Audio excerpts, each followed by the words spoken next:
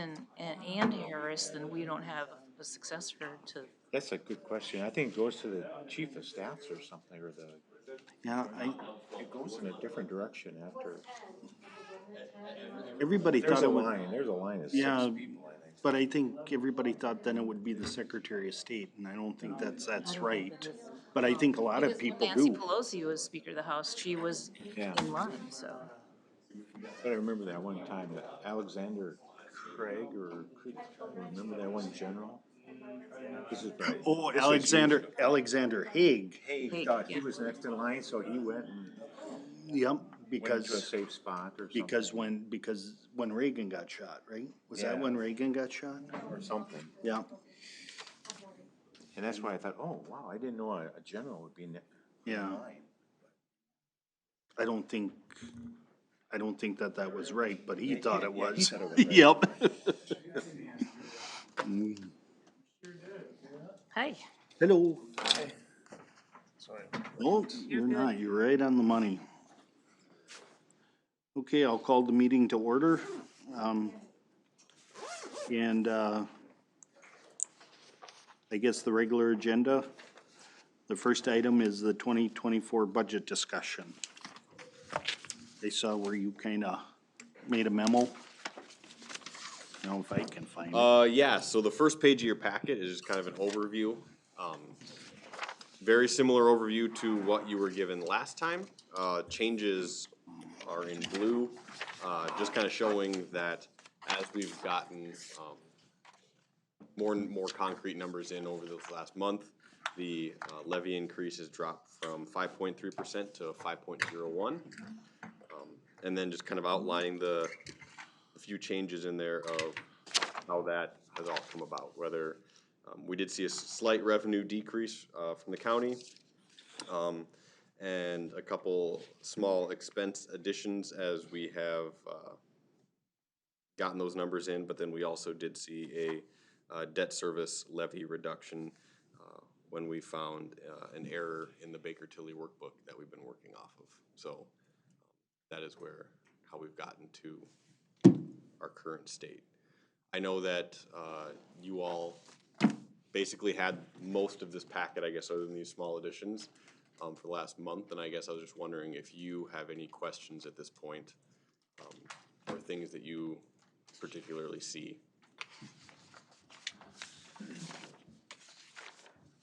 So a few questions, but I'm not sure how you're tackling this. Are we just going through whatever questions we have, or are you going to go page by page? That was gonna be my question too. I was just wanna know gonna- what the cadence of this is gonna be. Yep. This step. Yeah, what are and I the- mean, so generally, the budget that we presented last time is still the budget that I'm recommending, and so I would, I guess, field your questions at this point. I know last time the comment was, some of you wanted a little more time to look over it, and so, with that added time now, I guess I'd be looking for questions. Well, I have to say that jug looks like, are you using that to water the plants on Main Street, or? Yeah, well, it's been a dry year, and so it's important to get water out. It's a statement piece. I guess go ahead with questions. Okay, any order? Well, I can go, I'll start with a few things. I commented before about the golf course and trying to ratchet that up possibly more than just the $12,000. Yep. And to me, it should be a thoughtful look at where they're at this year and other years. I'm not saying I'm opposed to doing a 10-year drawdown or 10-year phase-in, but I think it should really reflect the financial condition of the golf course, and there may be times that we need to maybe even increase it or what have you, but in 2019, if I have my numbers correctly, the golf course had about a $63,000 cash balance at the end of the year, and last year they had over $500,000 cash balance as far as the audit is concerned. Maybe the numbers don't reflect or that, but they definitely achieved what we're hoping that they're doing, that they're able to fund themselves more. So they're building up a cash balance, which we certainly want them to do, to be able to fund the short-term cash needs, especially in that January through May time period. So that's working in the right direction, but at the same time, eventually we should take a look at that and maybe reduce our funding amount we do more than just $12,000 is my point. So I would suggest or have the council consider having Josh look at, where they're at financially at this point in time, now that the numbers are a little more secure for the end of the year, and to see if it makes sense to do more than that. This council is always going to be the backstop for the golf course. It's never going to be, but at least we should think about what are the goals for the golf course as far as building up a cash balance, and where should we have that be? And if it gets to be sort of too high, we should tone it down a little bit. And there may be reasons I'm not aware of that they need to actually get more if there's something that comes up or what have you, but yeah, I haven't seen the most recent statements for the golf course, but I think should be another good year. And if so, they should be able to build the balance up even higher this year for next year. So that was one of my points. If we can consider a higher. So I will say of note, I know one thing that the golf board is considering right now, they've talked about, is potentially hiring another full-time employee out there as basically an assistant director type position. Somebody with a little bit more of a business background, who can handle some more of the day-to-day stuff such as payrolls or invoicing, managing direct employees, and let Kurt do more overarching stuff and event management a little bit more. Not that we shouldn't be reducing stuff, but I know at this point they're looking at seeing what numbers may look like if they were to go that route. Are we having an issue with that? Robin, I mean, maybe you can address that. Are you spending a extra amount of time on the golf board in comparison to your other responsibilities? Is it becoming a pain, let's say? I will, I guess, I don't know, yes and no. I mean, there are certain things that I know that Kurt is just slammed out there some days, and getting invoices in on time or payroll submitted to us in a timely fashion so we can get it out, at times has been a struggle for him. Right. That's been, And I mean, it is something that I actually discussed with the golf board here 2 months ago. I wasn't there, obviously. Yeah, but- it was kind of I'd like to start doing it before they do their contract talks, so probably in July of every year, of kind of having a sitting down, just a discussion of how it has gone, I guess, from my perspective of working with him and how his performance has gone. And that was one of the things that kind of got brought up, is some of the day-to-day stuff, especially when it deals directly with the city, kind of gets pushed to the side, and then we are scrambling or look like the bad guys when we aren't able to get a payroll fulfilled on time or something like that. Right. My feeling, and Kurt's a friend of mine, so I mean, but this has been an ongoing issue from day one, even when a different company was running it, not Kurt's problem, or running it, of his focus. And the concern that I have is that we did it 10, 12, 13 years ago when we started this program and got rid of a department head, was to eliminate that salary off of our budget, and it really helped us maintain a low levy increase and whatnot. But now that's crept up to where it's at almost department head, and I haven't seen any significant improvement from that day-to-day operation. So my concern is that he needs to spend less time. First of all, let's face it, really it's about an 8-month run, and then there's 4 months where there isn't a whole lot of work. So my concern is that there should be adequate time, and maybe not out on the golf course, not in engaging members as much as he actually does, but actually doing the day-to-day operation. And that's more of a direction from, and I don't want to add any more to your plate because I know you're busy, or Robin's plate, but somehow, some way we got to get that message through to Kurt that this is just required of the position. And I don't know, maybe isn't the right guy for it. I don't know. Heck of a nice guy, great guy, but it has been an ongoing thing for 12 years. And that's my biggest concern, I don't know if we'd put up with department heads with the same issue, in No, any not- of your, no, in not any of your general. positions. I mean, I would not put up with most of it for anyone that was my direct report, no. Right. So, I'm not interested in pulling them. I know you've wanted to bring that position into more your realm. And, I think you have the leeway as it is now. I think it saves us some money, or it did at one point. I don't think adding another department head and following, the parameters that we've set up with with you and your department heads, it just adds more layers of management, and that's my biggest concern. I mean, I think it does, but I think there's also a layer of, I think that in many ways, running a golf course does have many layers to it. I mean, whether it's from the business aspect or from the event aspect. I mean, I think it's two very different positions that, yes, we have asked Kurt to do both of those, basically. And I think some of the, obviously not all of it, COVID has, I think, helped all golf courses make money.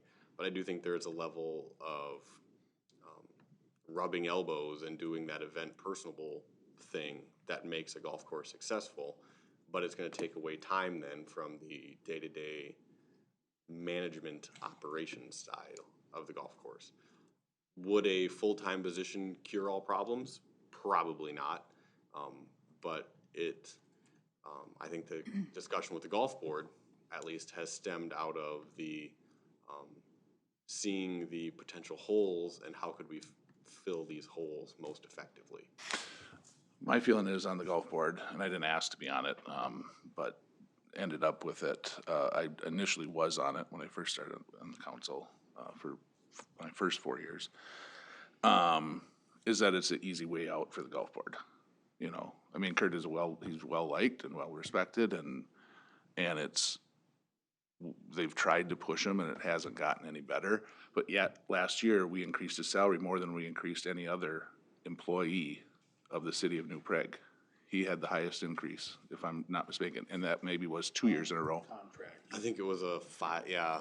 The contract, but it essentially was, I believe, like 6% when everybody else got 3%. And the only reason and that's been a number of years that that's happened, because I hear it from other city employees. Why does, and I try to explain, he's not technically, he's a contract. So, yeah, I mean, I do think it'd be interesting if we ran the exact numbers, if you include all the benefits and whatnot into it. But I think the tough part is, and I've said this to the golf board, if Kurt were to decide to be done tomorrow and that position's now open, we are not gonna be able to fill that position for what we are currently paying Kurt. I 100% believe that. If we were paying salary and benefits to somebody for that position, it'd be about $40,000-$50,000 more than what we are currently paying out to that position. And so I don't know if we could get somebody outside of somebody who has zero experience that says, yeah, I'll take that on for that price. And so I do think at some point the piper's gonna call on that of how much we are gonna have to pay whoever is helping us manage our golf course. We're all under the assumption of that threat, that he's gonna leave. But there isn't many golf courses that pay, except probably city courses, and that's because they are department heads. But I'd be even interested to find out what some of the other city run courses are paying their head pro. But he's not just a pro either. Like, we're asking him to basically manage the golf course and be the pro at the same time. But that's essentially what most of these courses do have. If it was a private course, they manage it and they're the teaching pro or the golf pro, or they run you could go out to Creeks Bend, you could go out here to Ridges. That general manager kind of oversees the whole thing. Basically. I guess then I'd be interested who that general manager has under them that's helping them with invoicing and payroll and all this. Because there's a lot of stuff when you run a large business that's bringing in $1 million in cash a year, pieces that are going on that the person in charge doesn't always have time to deal with all of that stuff. And I don't know, I mean, we could ask around to see what the management structure looks like at some of these private courses. I would guess that there's some sort of business person underneath the person that's doing it all, even if it's just an accountant that's doing a lot of that day-to-day work. Someone's got to be handling payroll. But we have that. I mean, I thought that was really still falling under Patty and now Robin, that was being It is managed that and well, what really. is generally, but, so the way it works is invoice comes in, Kurt basically says, yes, we did this, and sends it off to the city to take care of. And so the way it's set up out there, someone has to check off that all of these invoices are correct, because Robin or anyone in the finance office isn't gonna know if we actually should be paying this out or not.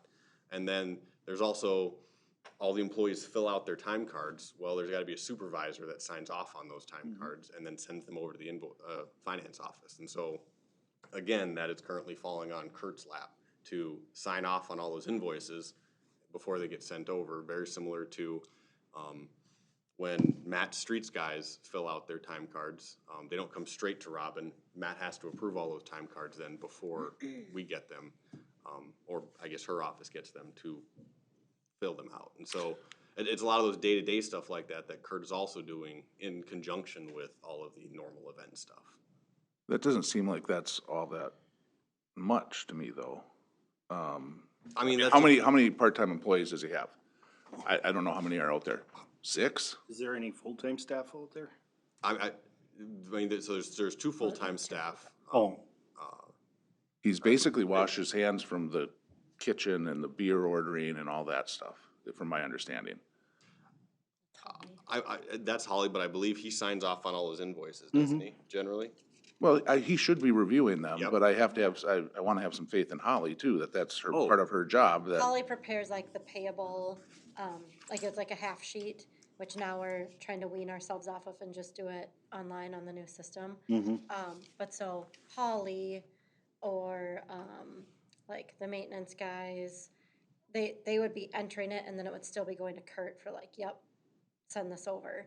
Just like Matt, if his supervisors have an invoice, it still goes to Matt and then Matt signs it. So there's still that level that goes to Kurt, whether it's Holly or, But I think all this to be said, that not to get us off track of what we're talking for budget questions, but this is important budget No, piece, no, so- no, I and mean, to Bruce's I mean, point, yeah. it certainly is, but, there are certain things that the golf board may or may not be trying to do over the next few years that may ultimately impact the budget. That's ultimately where that comment was going. I know, I mean, if the council wants to look at potentially reducing the transfer, further, it's certainly something I can look into, as to what that could look like if we wanted to reduce it further than just the 12. so what do they owe us? They don't owe us anything. Oh, we're transferring, So yeah, so we've been transferring roughly $120,000 a year for Oh, the A long last time ago, the golf board owed. 15 a lot of years, 15 years. since I've been on the board, Okay. 13 years. okay. Yeah, so yeah, I mean, my thought was to start weaning them off of that because they're attached to it. I got that out of conversations last year. And so to wean them off over a 10-year period of basically take 10% that first year and then, which comes out to about $12,000 over the next 10 years. And Bruce had just mentioned, well, could we potentially move it Be more faster? aggressive. Because the goal of that was to get them to be more Self-sustained. self-sustaining, and if they are there, we could wean them off faster than 10 years. I should just clarify, there isn't anything the golf board owes us. I mean, there was at one time for line of credit. Not that I'm aware but of, there's no. nothing, okay. that loan is done. Well, I think it's a great discussion to have, to look into this as far as the workflow and things, but I thought the philosophy was to try to get all the administrative work and things down to the city level. And that this contract job is not gonna have as much. I guess, want to understand more what else you're talking about, because I guess I agree with Sean, what you've described reviewing invoices isn't a lot of, in approving time cards is pretty normal task for an administrator. And it's not a lot, even if you're running a golf course. So I guess I would want to know more about that, and then to try to think out, well, how do we achieve economies of scale and try to drive more of it to the city staff than the golf course? Oh, I think But- those are Because that was a conversations. philosophy, I think, before, was to try to, Yeah, so I mean, Wait. those are certainly conversations we can have. yeah. I was just, so basically this whole conversation that I had with them about this started when we had this review back in July. And, I mean, kind of the response I got was, we like the things that are going on. How else could we fix this? Could we hire another person? And that's how the conversation got started back in July. It was not something that I ever took to them with a, hey, this is a solution. It was more of a letting you guys know that those talks are going on over there about potentially what is one way we could fit this in here. I know, was it even today, Robin got an email from Kurt saying, I don't know if I can fit a full-time position into my budget over here. So. Well, I guess my point in that, this isn't an issue that I would hope that we're gonna try to wrestle through in the next 2 months before the budget. Yeah. This is, this adds a lot of fixed costs to the operation of the golf course, which is kind of what we've been trying to work for, to try to build more backup with a line, cash buildup. And if you're gonna add more fixed costs to it, I mean, that's a whole different dynamic to the operation of the course. Not to saying it's not needed, but then we have to rethink it. I think it deserves a lot of thoughtful consideration. And if there's other ways to try to tackle that than just adding a full-time position. So I'd have a concern about that. If we don't see the golf course budget in November, I don't believe that's a fair amount of time to really think through what we want that to do and how we think the administration of that should go. So that's. And I agree. And I'm hoping to have all the enterprise funds as much as possible in front of you guys in November and not just in December like we've done in the past. Just kind of as a side point to that comment. Yeah. But, okay. So I guess as a council is potentially reducing that transfer something that you'd like to see if I can, instead of reducing it down $12,000 down to about 108, reducing it down further, is that something council wants me to look at, I guess? I do. I would like that, Okay. and even potentially more. I mean, there's a lot of years that, Well, and yeah, so I think. we've yeah, had some good years after COVID, let's Yeah, face it. There's yeah, been a we're- resurgence of golf, but, Yeah, we're planning to go down 12,000 this year, and I can look at reducing it further. and I think our membership was up to what, 320 this year, which 300 was always our goal, so that's great. But again, we're spending a lot of money of that 320, there's probably only 100 and, I'm gonna say half are actually new Prague residents. You know, I mean, that's a lot of money for 150 people compared to when we got people screaming at, we got 600 kids in hockey or whatever, I mean, those are the things that I always wrestle with, and it, that's the part of the job that sucks, is because I have to make tough decisions to people that I consider friends and that I'm friends with, but in the long run, it has to be, there's tough decisions that need to be made. So even if we could look at finally, if I didn't even realize that the cash balance is as high as it is, because we've been funding almost all their capital improvements through So I know when all the new equipment that's out there, and there's been a lot of new equipment in the last 10 years. Yeah, so I know from my conversations that I've had, especially with Patty before she left, was that the original purpose of that was to help them fund new equipment, basically, out there. And even now that debt service for new equipment has dropped significantly below $120,000 a year, so. Well, I can speak to it from the other side of the fence, and they weren't making substantial losses, so they had to have the ability to make the payments. Okay, And there wasn't the ability to make the payments at certain years. yeah. If you look at, I mean, you Most can years. look at a lot of years when you lost 200,000 or 300,000. I'm not sure about 300, but there was certainly years over 200,000. So then it just became difficult to, where do we cash all the payments? That was part of it. So, Okay. I guess my last comment, at least for now, is that if they are achieving cash balances or maintaining what they had last year, and hopefully this year they'll be able to add to it, certainly they could budget in use of that cash balance to pay some of these small purchases for equipment. Just like we do, we take money out of savings to do it, and then we don't affect our levy. They can do the same thing with their budget and type of thing too. And that's hopefully the benefit of them being able to build a cash balance. And they have if they have income and depreciation expense and plus the existing cash balance, they certainly could chip away at some of these purchases in the capital plan and not have to look at throwing it into a bonding thing. You know, and certainly I understand people would like to finance some of this stuff to delay it, but my thinking on the golf course is a little different, is because you want to reduce that fixed expense.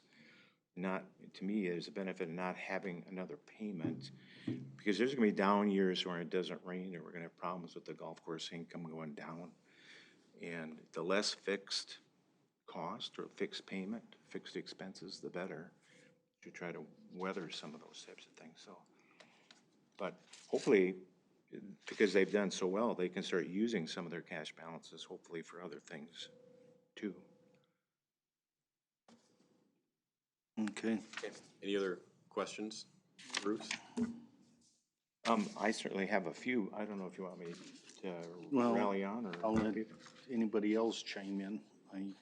Well, I just had a question about there was something new added to item number 2, the operations, maintenance, and capital. What's the thought of adding $5,400 for new member laptops? Council members, so our assumption was that if for some reason we, knowing that there's 3 open seats, if we have 3 new people coming in, this is the one time that it gets added short on, but then the idea would be that any time an election cycle comes through, that's when the laptops get refreshed. So it'd be, in theory, every 4 years, a laptop is getting refreshed. Okay. It'd be entirely possible that if Sean, Bruce, and Dwayne run again and they get elected, and they're like, no, I'll just keep my laptop. Yeah, Then I we just figured we would wouldn't- recycle them. Then we wouldn't have to spend it, but I didn't want to make any assumptions, especially basically getting everything on a cycle so that it can be recycled every 4 years if need be. Is the thought of putting that 5,400 in there. So are city laptops recycled every 4 years? Every 4 to 5 years, yes. Okay. All right, because, yeah, I just figure, we can just use the ones that we have. I understand that. I mean, you guys use your laptop all day long. I mean, I think we at least occasionally check emails and read packets. I mean, I was never a big fan about going to them anyways. I'd have been happy with just a stack. And now we have another council member that's reverted back to that. So, I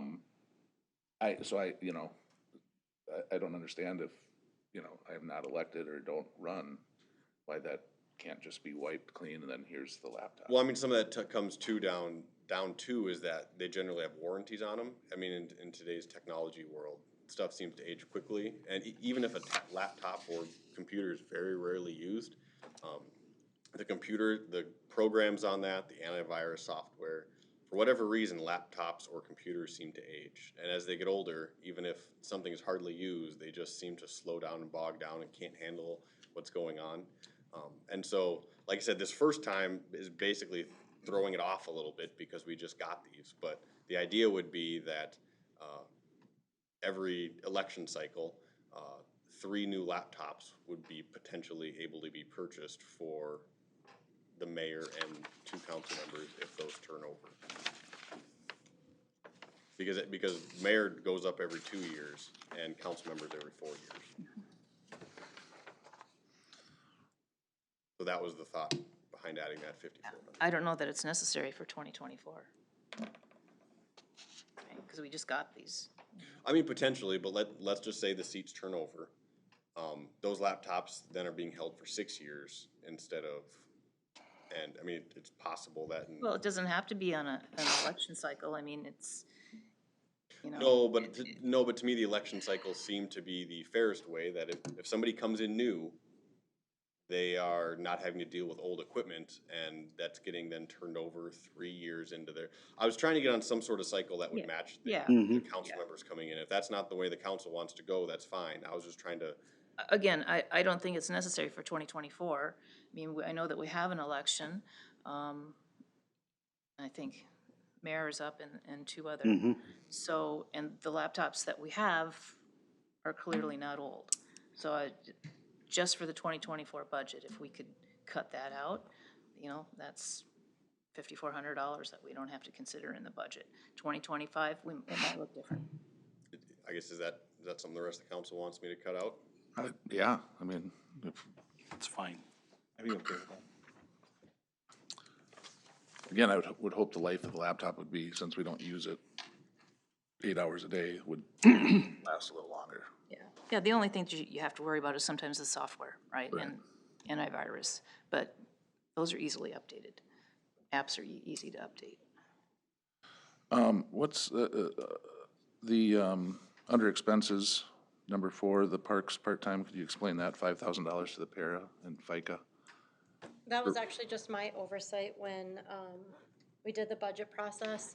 Matt had put in, a more current amount based on returning staff and how their hourly pay structure works, and I missed it, so I didn't have it in our original Generally, when budget. staff return to us, they get a dollar bump over the year before as kind of incentive to not have to retrain these kids, cause then Jim spends a whole lot less time training and we'll give you a dollar bump, and we just oversight from the last Okay, first budget. well, that makes sense, so.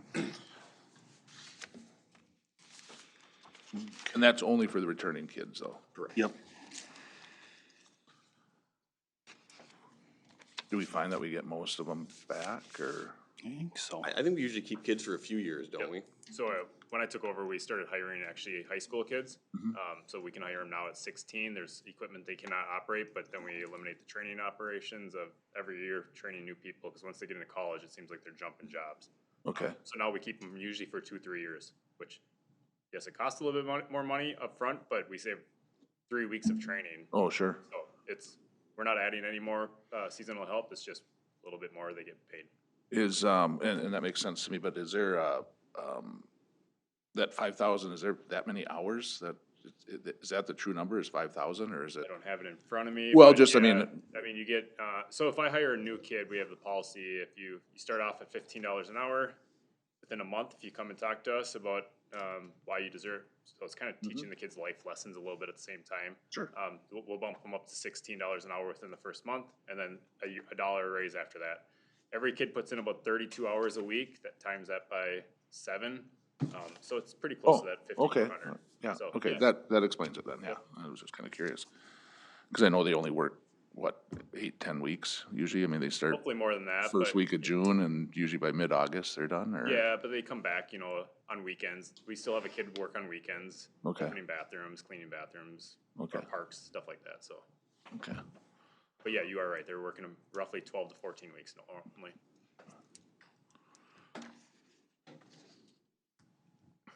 Other questions? The stump chipper, so how much is the total cost to that? I can't remember. That would be 36,000, because 12,000 Okay, being paid by the streets, 12,000 by parks, and then 12,000 by the golf course. okay. Well, I had a bigger number stuck in my head, like 70. That's because 70 is, if you look at 2V, Yeah, it mentions that the parks is also, has Replacing 70,000 that. included for a front-end loader. yeah, I saw that, but in documents past, I thought it said 70 for the stump grinder. I don't believe so. Okay, so that's fine. Okay. Any other questions? Yeah, I have a few maybe more comments and Yeah, questions, but when we're looking at the total levy and the proposed tax levy payable in 24, this diagram that goes through it. page is that again? It's the Page fourth 3 page. or 4.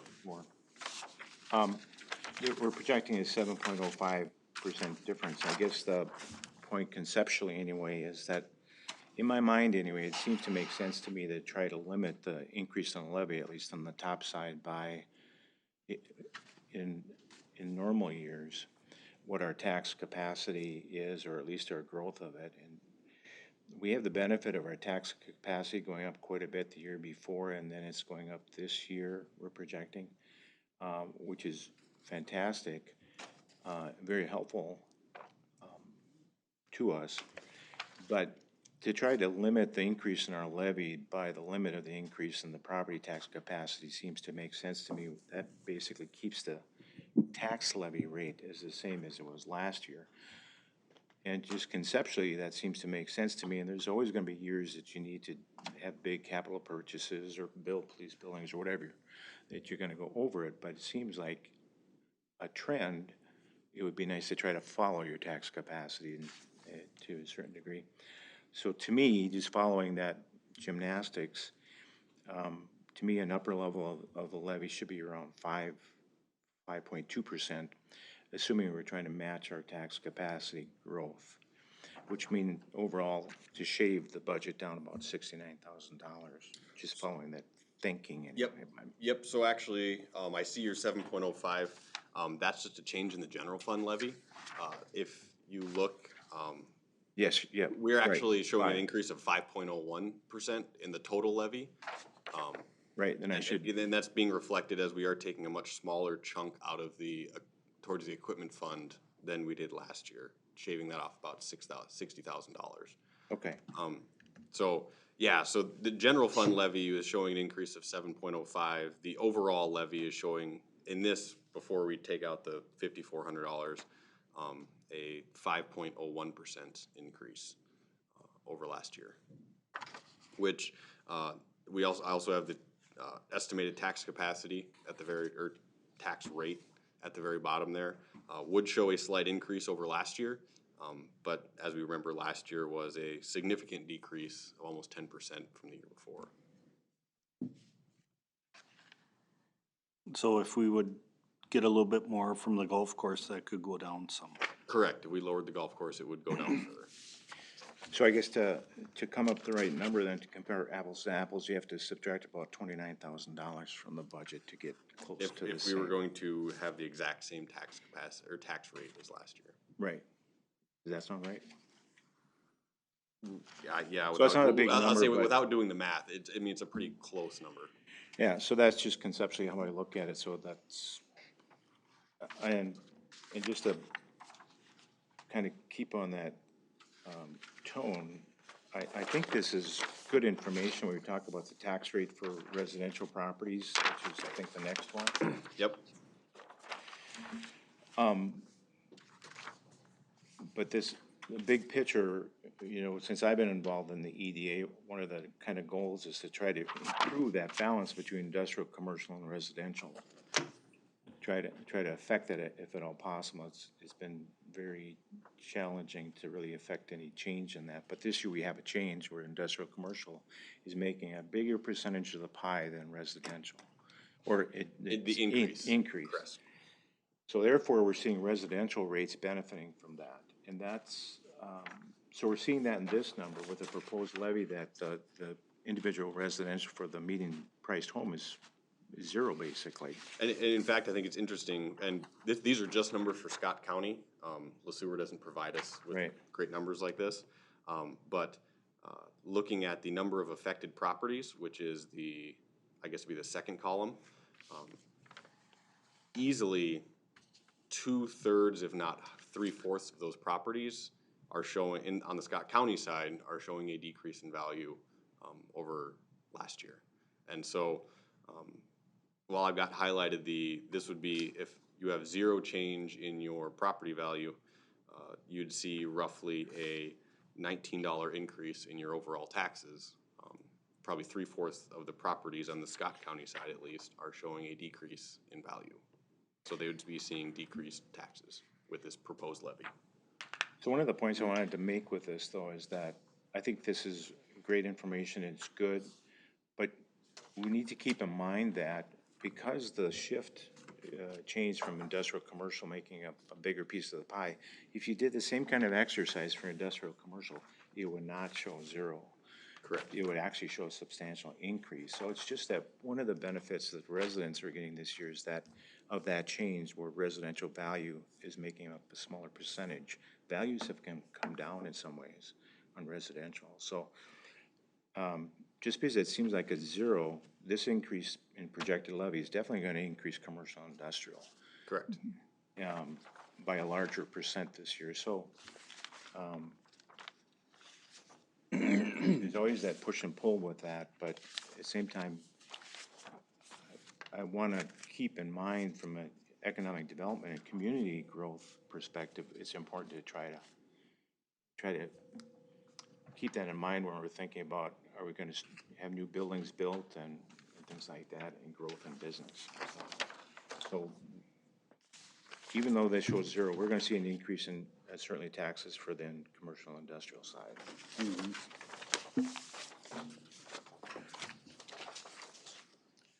My other comment, my next comment, I guess you should say, was we were talking about wages, and you did a great job, I thought, with putting together this wage growth on page 7. Yep.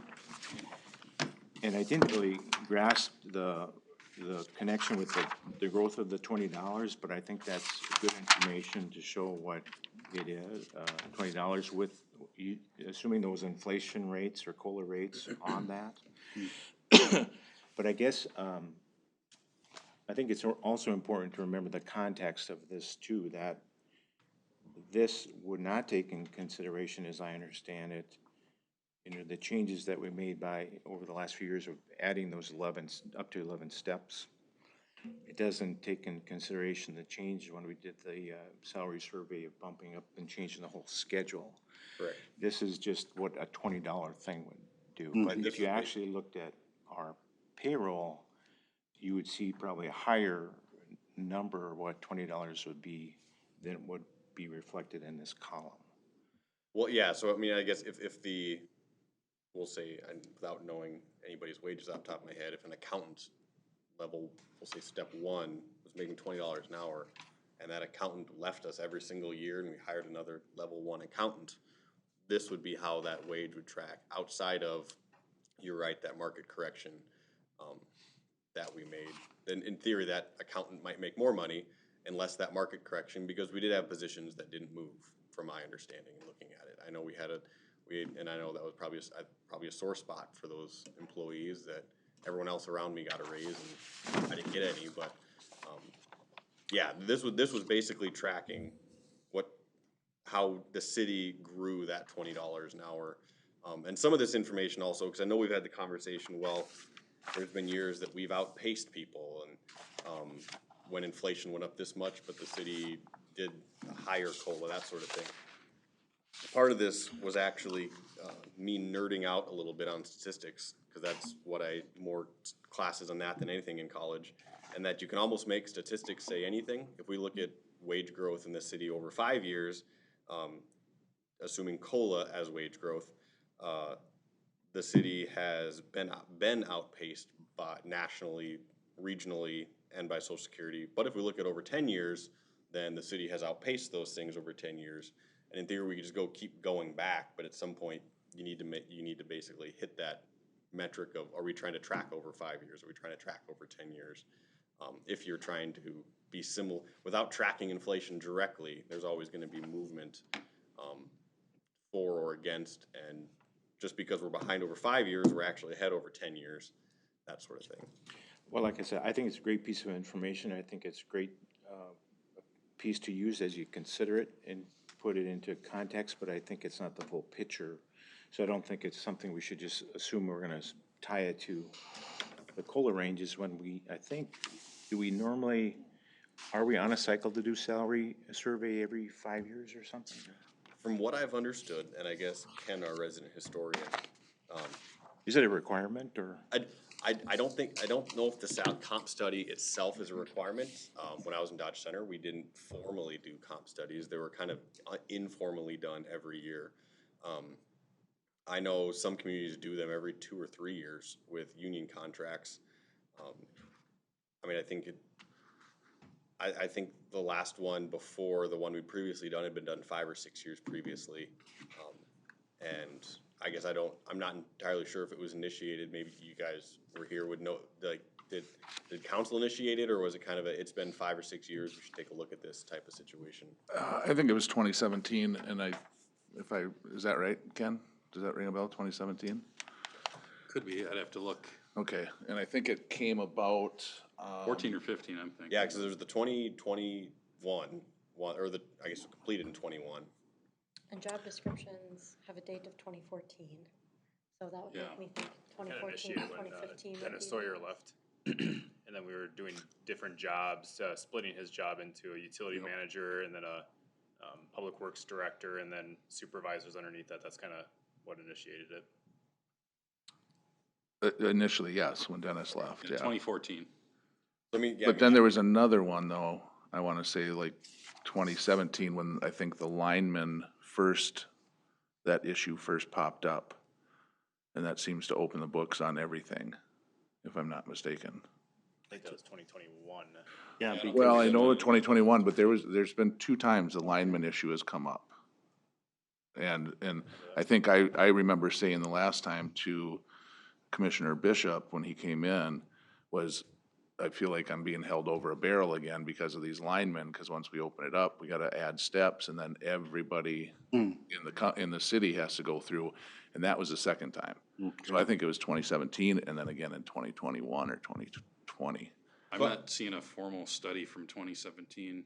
So I guess okay. all that to say, Bruce, that could become another conversation we have as a council. Like, do we want to get on some sort of formal schedule for doing full comp studies? Or, like I said, different Dodge Center, they were all very informal. Granted, it was much smaller. I think we had 17 total employees, and half of those were ambulance workers. I know some cities do them. You had a lot of cities in Scott County do them every 2 or 3 years, do full studies. So I'm not sure. I thought about it in the context that, if we're trying to look at COLA as one of the things we look at for us to change COLA, and we're not doing as good of a job or we're bumpy about it, at least we have the salary survey to come back and correct it every so many years.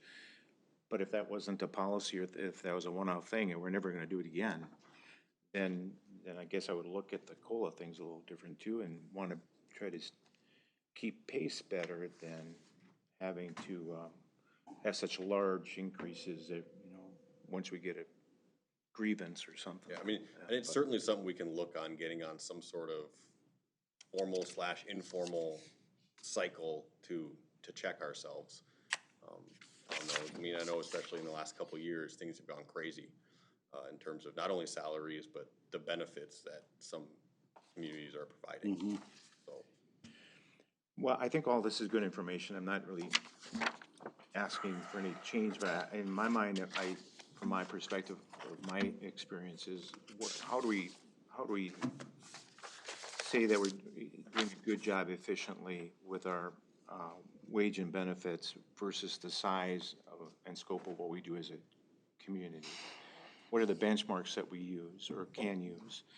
And I think last time you had the growth in wage and benefits over the last 5 years, but there's some bad information in the last year or something.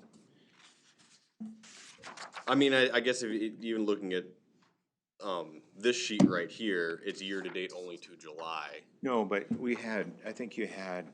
Oh, a yeah, sheet. that's right. And I guess, to me, that's an important number to also throw in the box and look at and consider, because what we end up paying and what affects the levy isn't so much as this, but how does it affect the overall growth in wage and benefits for the city of New Prague across the board? As you move things around from department to department and move this salary over here and there, it's kind of hard to see, well, how much things really going up. And to me, looking at the big picture, what is our total salary and benefits going up? Because one of the frustrations for me, we don't have as many tools as my experience is to be able to give bonuses or cut people back or stuff.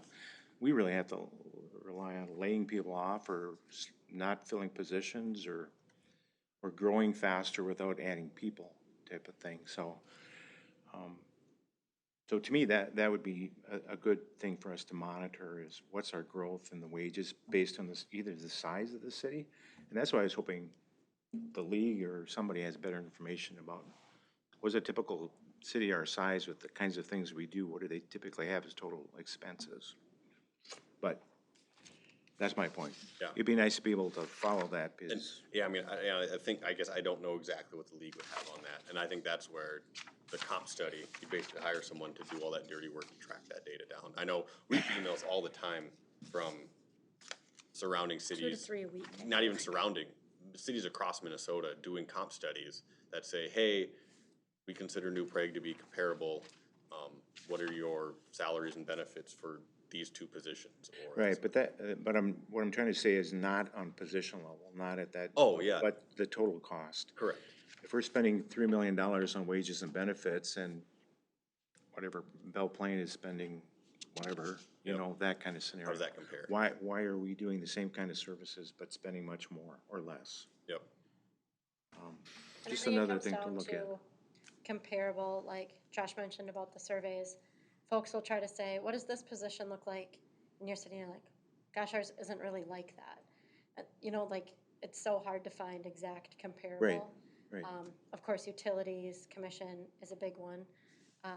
So just feeling that even professionals trying to dissect, if this isn't your exact position, explain to us what your position is like. And we're waiting for some results. When we submit, they'll say, we'll send you our results in return. So I'm curious to see what some of those look like, but it's hard to find eye for an eye. So like when you say Yeah. Belle Plaine, or if we said Jordan, or, I think it's helpful, like we did last year when we talked about the police, when we look at the growth of the community, how many officers do we have based on population, how many of this? I mean, the same kind of exercise to go through, how many city staff do we need for the growth in the city, or the tax capacity growth, and our metrics at least kind of in line with the trends? Maybe we can't dovetail eye to eye, but at least the trends maybe we can get right, and we're following them. Just another thought, I guess that would make more comfortable.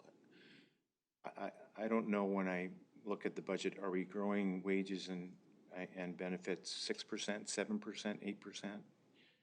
At some level, that number says, hey, wait a minute, why is 8% the right number? Is it too high because we're not growing as a community? And that's the kind of thing I would wonder about. Good point. That's very true. I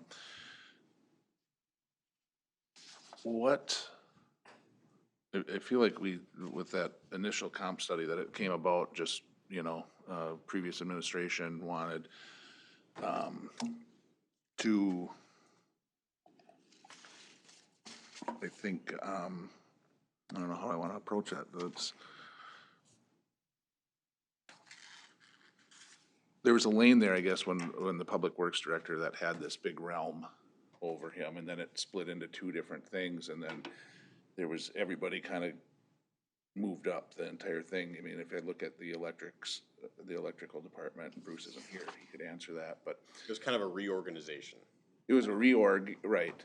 But everybody moved up to another step, another level, a new rating.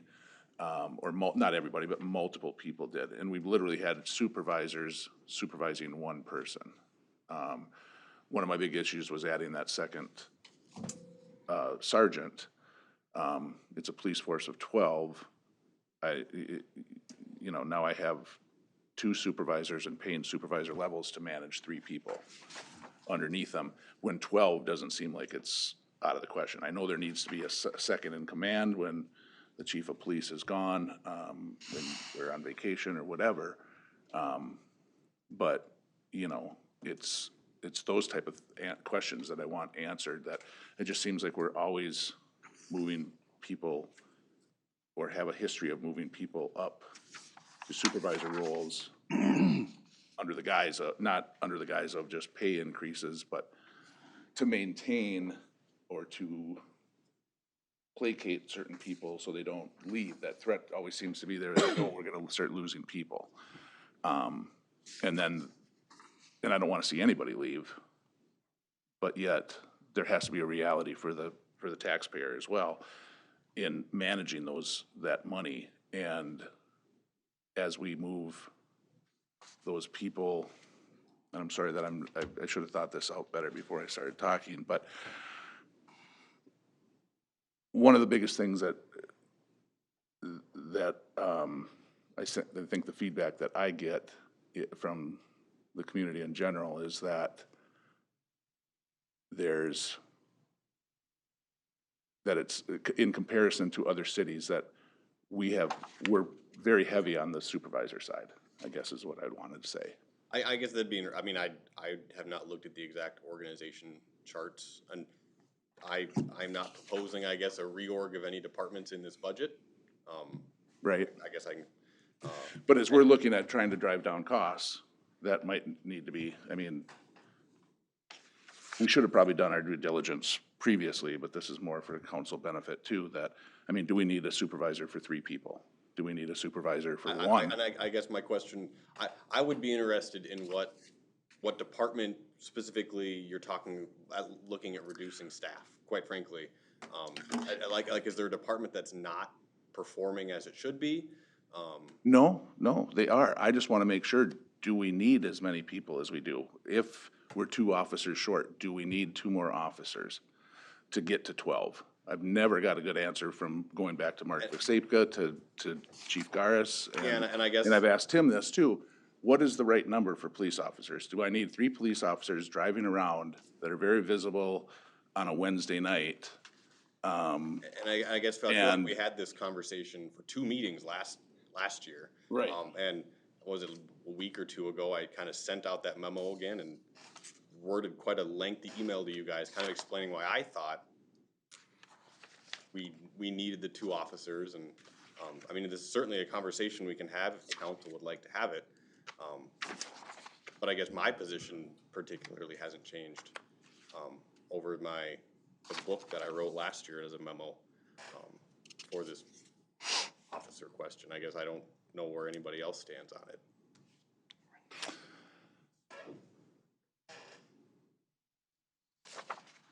Well, if anybody else has some comments on it, I just want to know if that is what we, I could see if we are on a major freeway and there's a lot of traffic coming through, but we're not in that situation. I'm looking to save costs anywhere we can. Is the number of street department people that we have, is that too many? If somebody left, would we have to fill that position? I mean, I don't want to make it just about the police officers. No, but no, I get because that. I get that all across the line, and I think that's certainly something we've addressed with every position that opens up. I mean, it's why we were able to reduce our tech position down to a 3/4 position over a full. That was great. I We love that. rehired because we realized with the technology efficiencies we have. And so, I think we do that with almost every position that opens up is the position we're hiring, do we still need that position? Or have things changed where we don't necessarily need that position?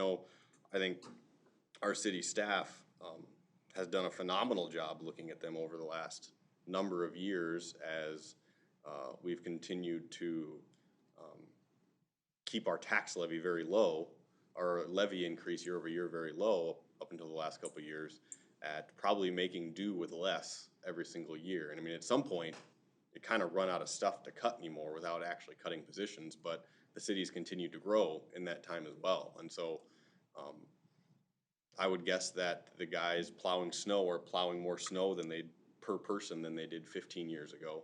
Or the parks department's cutting more grass than they did 15 years ago. Are they though? That's the part of the question. Well, I mean, not only are they, I guess I don't know how quickly new parks have popped up. I know that we have less guys as we're hiring. Just a couple years ago, I think we took on 1 full-time, but we cut part-time workers, and so we had more help in the winter, but less help in the summer. I know just last year, we were looking at boulevards around town, and some people mow their boulevards, some people don't, and we decided, well, the city's gonna continue maintaining a number of these boulevards. We had about 16 acres worth that we're continuing to cut that. I guess I don't know exactly when those boulevards popped up, but at some point they started getting mowed. And so, as positions open up, we do look at, I think every position that's opened up since I've gotten here, I sit down with the person and is this still operating? And that is how we cut out the quarter position, in the police department. Well, I see that, and I guess, again, I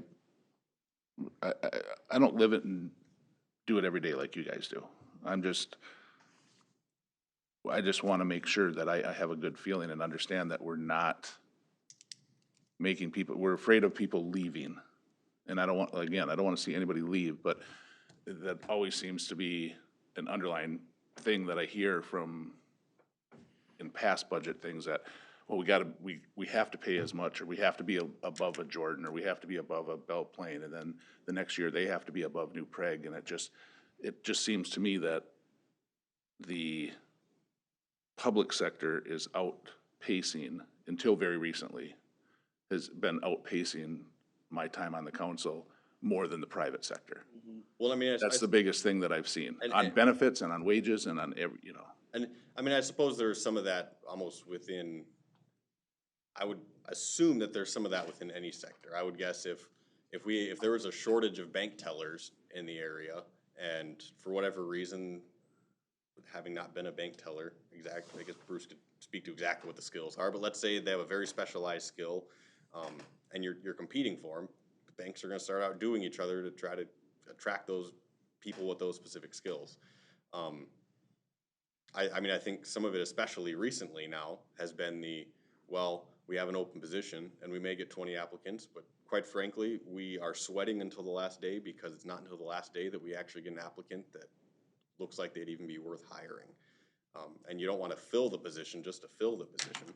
And so it becomes a competition of, we know that we've got 5 people in this department who are really good, and do we want to risk going out in the open market, as terrible as we see every single thing that I go to has city officials complaining that they've had this open position now for 2 years and they can't find a single person worthy of filling it. Whether it's an accountant or a police officer, or I hear public works staff being struggled in some areas, and so. but I don't think we've had that problem. I mean, we've lost a city administrator, we lost a public works director, we've lost a police chief, we've lost a finance director, all at the top within the last 3 years, and you guys have we've had people slide right into that position and have done a wonderful job. So I'm happy with each and every one of Yep, and one of so you. I will say, We had a building inspector that left to get paid more, and I don't care what Richfield pays or whomever, if the city of Minneapolis calls you tomorrow and wants to make you assistant, and you say, hey, this is $200,000 a year, I'm taking it, good for you. I'd shake your hand and say, thanks for the time that you gave here, but I'm pretty sure we could fill your position. No, I'm pretty sure somebody would, I mean, I'm sure someone would apply. I'll be honest with you, Sean, I did not apply until you guys raised the salary on my position. Okay. The position I was sitting in, I was happy. And so sometimes to attract talent, I know hiring Robin's position, and Bruce sat on that, we had a slew of candidates, and we were probably real excited about 1 or 2 of them. Like, I know, I mean, Tim was promoted from within, but I don't know what we would have had out there if we would have gone on the open market for people looking to move. It becomes tough, because even when we hire a parks department person, or streets person, or I'm trying to think of what other positions we've hired since I've been here, we will get 30 candidates, and 1 of them or 2 of them, we're like, we don't even want to have to interview anybody else, because we only see 1 or 2 of these that could even go. And like, we have been lucky to fill those, but at some point, you're not going to get lucky, and you're going to be stuck with candidates you don't want. Well, and you know what, that's when I would take a look at it, is if we couldn't have filled your position, and you've done a wonderful job, because you didn't want it, or you wanted to go somewhere else that was gonna pay more. I mean, the city of New Prague can pay what the city of New Prague pays. And I think there's a lot of other reasons that people stay here and work here. But with that said, we could have another city administrator there. I have no doubt that we had other applicants. I think we had 15, we whittled it down to 3. Yep. So I guess all this coming back, is there something, not saying this isn't a good conversation to have, but is there something in this budget that you're looking for us to remove? No, I'm not. What I want to have a good handle, and what I want to be able to speak to the general public on, is when they see that city wages are going up 6.6% next year, I want to have an answer for them. That, well, we need this, because I get a lot of things that going, do we need to fill these positions? Do we need to do this? Do we need to do that? And again, I don't want to be, I'm tired of being in this competitive race, or hearing this, that we're going to lose people, because we have lost people and we've filled the positions so far. I'm not saying that that can't happen again. And again, I don't want to see everybody, and I don't want the meeting to the rest of the crew because I hear about it, that, oh, yep, Sean Ryan's coming for your wages and your benefits. I'm not coming for wages and benefits. I'm trying to slow it down a little bit, so. I guess my question back to that person that you would have to explain that to was, are you satisfied with the quality of service? Absolutely. So, that would be my comeback if they would have I had, asked about it, because I think, yeah, there's paying somebody to do something. Do we want it done nicely, or do we want it done half-assed? there's been no I know, but You know. again, to my point, we've replaced 6 department heads and haven't missed a beat. We've replaced, linemen and police officers and whatever else, and our city services are just the same. I've been very happy with them. This isn't a criticism of No, and I'm the not, job that I'm you do. not saying that I'll use either. a good example. In the newspaper, I was sitting with 3 other guys, and an article was in the newspaper about the Brainerd chief of police, internal candidate. They threw out an offer. He said it wasn't acceptable. The council said that's what we can afford. That was the city of Brainerd or Nisswa or somewhere, I can't remember, somewhere up there. And the gentleman did not take the position, and I don't know, if they went to the county or did whatever they did, but again, I look at it from the taxpayer standpoint, this is what we can afford, and this is how we wanna do that. And we might not find the absolute perfect candidate. They might go to a Belle Plaine or a Jordan or whomever. But again, I mean, that's where I wanna get this thinking. That's where I wanna make sure that we're running as lean and mean as we possibly can, and that we're just not making people supervisors of, to me, it seems like we should have 2, in the police department, we should have a chief and a sergeant. When the chief is gone on vacation, that sergeant's there, and if he has to get up at 3 in the morning because of supervisors needed, he has to get up at 3 in the morning. And then the next week, the chief of police needs to be here because the sergeant is on vacation up at the cabin or whatever. And same, I mean, the street department is just as big, if not bigger, and there's 2 supervisors. So I think, and I mean, another thing to think about with turnover is, yeah, we've survived. And I think some of this goes back to the comment of, over the last number of years, city staff stepping up and probably doing more with less. When you're operating in a department that is down 2 or 3 people and you're expected to continue to maintain that service, I mean, that is a cost, maybe not a monetary cost to the city, but it's certainly a cost on the employees. I mean, I know we saw it in the police department for the last year and a half when we had a limited number of officers having to step up to cover until we could get people turned over and trained. I know in the transition period, and when I say transition period, I will say the end of someone's reign and the beginning of someone else's reign in turnover. Since I've been here, you see many times other staff members having to step up and do things. I know when I first got here, I'm sure that department heads are doing far more than they were used to doing and having to do those on top of their normal roles until I could get myself caught up into the system. I know when our finance director turned over, while Robin was getting basically trained and acclimated, there were members of our department both at the beginning of her reign and at the end of Patty's that were having to step up and do roles that they were not getting paid to do. And so there's certainly a cost to turnover that. But they got to keep their job, and they got to keep a good job. I'm asked to do some No, I things mean, too, that a lot of they did times. get to keep their job, but I mean, we're not gonna fire the whole No. department when somebody leaves. No, and so- that's not what I was saying, but I'm saying, yeah, sometimes people have to step up and there's periods where you have to do more and it might be out of your scope.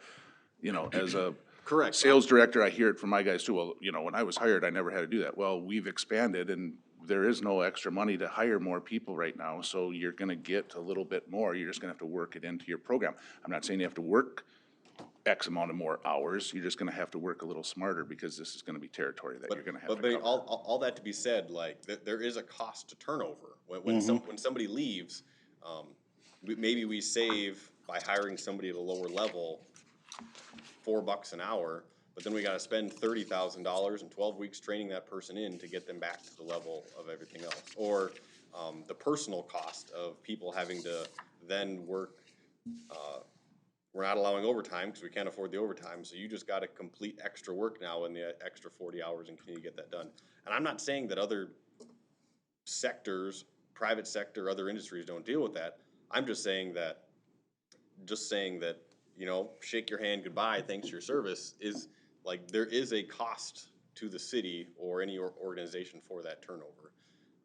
And so that is why I would much rather for the, obviously, at a cap and limit to any point, I'm not saying go out and raise everybody's wages so they don't leave, but I'm saying that if there's something we can do to keep an employee, I think for the, many times for the benefits of the other employees and the city as a general, like, I would like to look at how to hold on to those employees. Yeah, I understand that to a certain extent. I wanted to use the example that we just had 6 department heads turnover, or 6 people within the retired, and we filled them just perfectly. So sometimes that reasoning falls a little shallow, and there was a learning curve for you. You did raise my wage to fill mine. Like, there was a significant increase when you filled my position. But it did cost us a bundle too. I mean, you. Well, no, not for you, but And salary. in salary for all the people that left because we had to pay out stuff. So, you know, it's, I mean, you gotta look at the whole picture. Well, I'm not sure this is really attributable to what we're trying to get your point, but I mean, it's no surprise to anybody that probably one of the more common things we get as city council people is, are you wasting money? Why are you doing this? The flowers cost too much? You know, we don't talk about a city council meeting because those are just common complaints, but it is, and that's where I get kind of, what's our peer? How do we know at the end of the day we're doing a good job or being efficient? Is our staffing level the right level? I'm not as concerned as Sean is about individual positions and that type of thing. I look at it a little bigger picture, but I would expect the administrators to run the show as far as the staffing the individual people, but I can look at it and say, well, is this the right amount? You're spending this much money and you're increasing it by 8% per year. That's too much. You're not doing a good job. You're doing it 6% or whatever. I look at it from a little bigger picture. How do we know we're staffing and our costs are in line with what we're doing? And we don't really have good metrics for that. I don't have a good peer review of it type of thing. When their audit comes, we get their little bar charts, but it doesn't really go into the expense level. And that's why I asked the question last year about that. How can we look at trying to gauge ourselves? So when someone comes up to me and says, well, guys, you got way too many park people, I'm not sure what to say. You know, I don't think so. I think we're doing a good job, don't you? You can say those kinds of things, but it'd be nice if we had, you know, a little bit more tally sheet at the end of the year. You know, this is what we're doing, this is what we're providing, and that type of thing. I think we're starting to do that.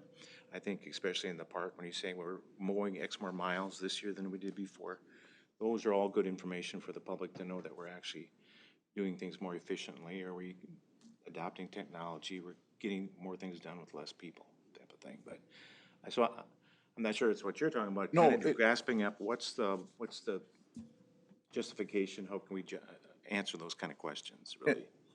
And that's correct. That's a very good point. That's part of the question that I was asking. But the problem that I have is the metrics that we are using are against other public entities in other cities that we're just competing against each other. Because I know if we give 6.6% this year, next year's budget, I would guess that the employees of the city of Jordan or Belle Plaine or Montgomery or whatever else is gonna say, well, Montgomery's getting this, and you guys are probably getting, well, Northfield's getting this, and Lakeville gets this.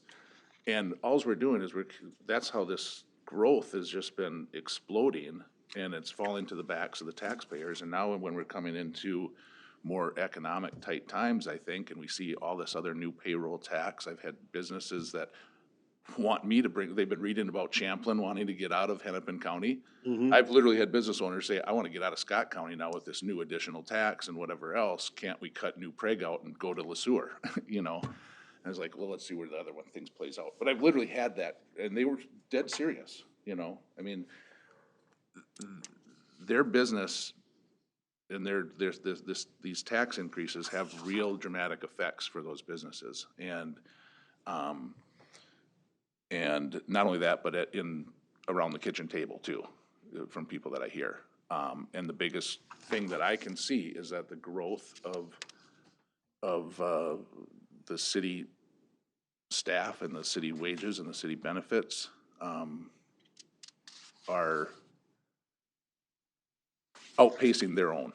Let's put it at that. And it's been that way, and this has been my argument, and Ken can attest to the fact, because he's been here in these meetings with me for 12, 13 years. I mean, this is a regular Sean, isn't it, Ken? I mean, this is what Sean does, right, during budget time. And I know it drove Patty nuts, you know, and since then, I digress a little bit, but Patty even said, she goes, you know what, Sean, I like you as a person, I hated you as a council person. And I can respect that, I can laugh at that, and we have a joke about it, but, because of these type of arguments. But I just wanna be able to sell the fact that, yes, city wages are going up 6%, and they're saying, well, my wage only went up 2.5, or I read in the paper that Ramsey County only just gave their plow workers 2.5%, or whatever it might be. That's the feedback and the stuff that You want the justification. I want the justification, and right now I don't have it, and I haven't had it for a number of years, despite the fact that I used to be able to fall back on, you know what, the tax levy went up 1.2%. That is great if you put that in comparison to other places. So we are being fiscally responsible. We are watching every nickel and dime. Yep, so I mean. Now, all of a sudden, last year it was. So I will say to that, I mean, at some point, if you've raised the tax levy by 1% every single year, or whatever it ended up coming out to be, I'd be real interested to go back and to see, to Bruce's point, what the wages, benefits were as a portion of that whole. Because at some point, when you're cutting back and you're cutting back, and cutting back, your wages and benefits are naturally gonna make up a larger and larger piece of that pie. At some point, you're gonna run out of other stuff to cut out, and all you've got left is wages and benefits. And so wages and benefits include not only, they also include the cost of health insurance that went up. They include the various taxes for para that we have to pay. At some point, if you've got nothing else to cut, you have to start cutting wages and benefits. Otherwise, your total levy increase is going to equal exactly what wages and benefits are. Don't use cut, though. I'm just saying trim the increase. So you're saying cut. No. But nobody's wages and benefits are getting cut right now. Okay, well, so I'm not saying. It might not be 6.6%, maybe it's gonna be 3% across the board, but that's an increase, that's not a cut. Okay, so then that wages and benefit number includes potential steps for everyone that is potentially eligible, which is 2.75%. That includes a potential COLA that has been worked into this particular budget.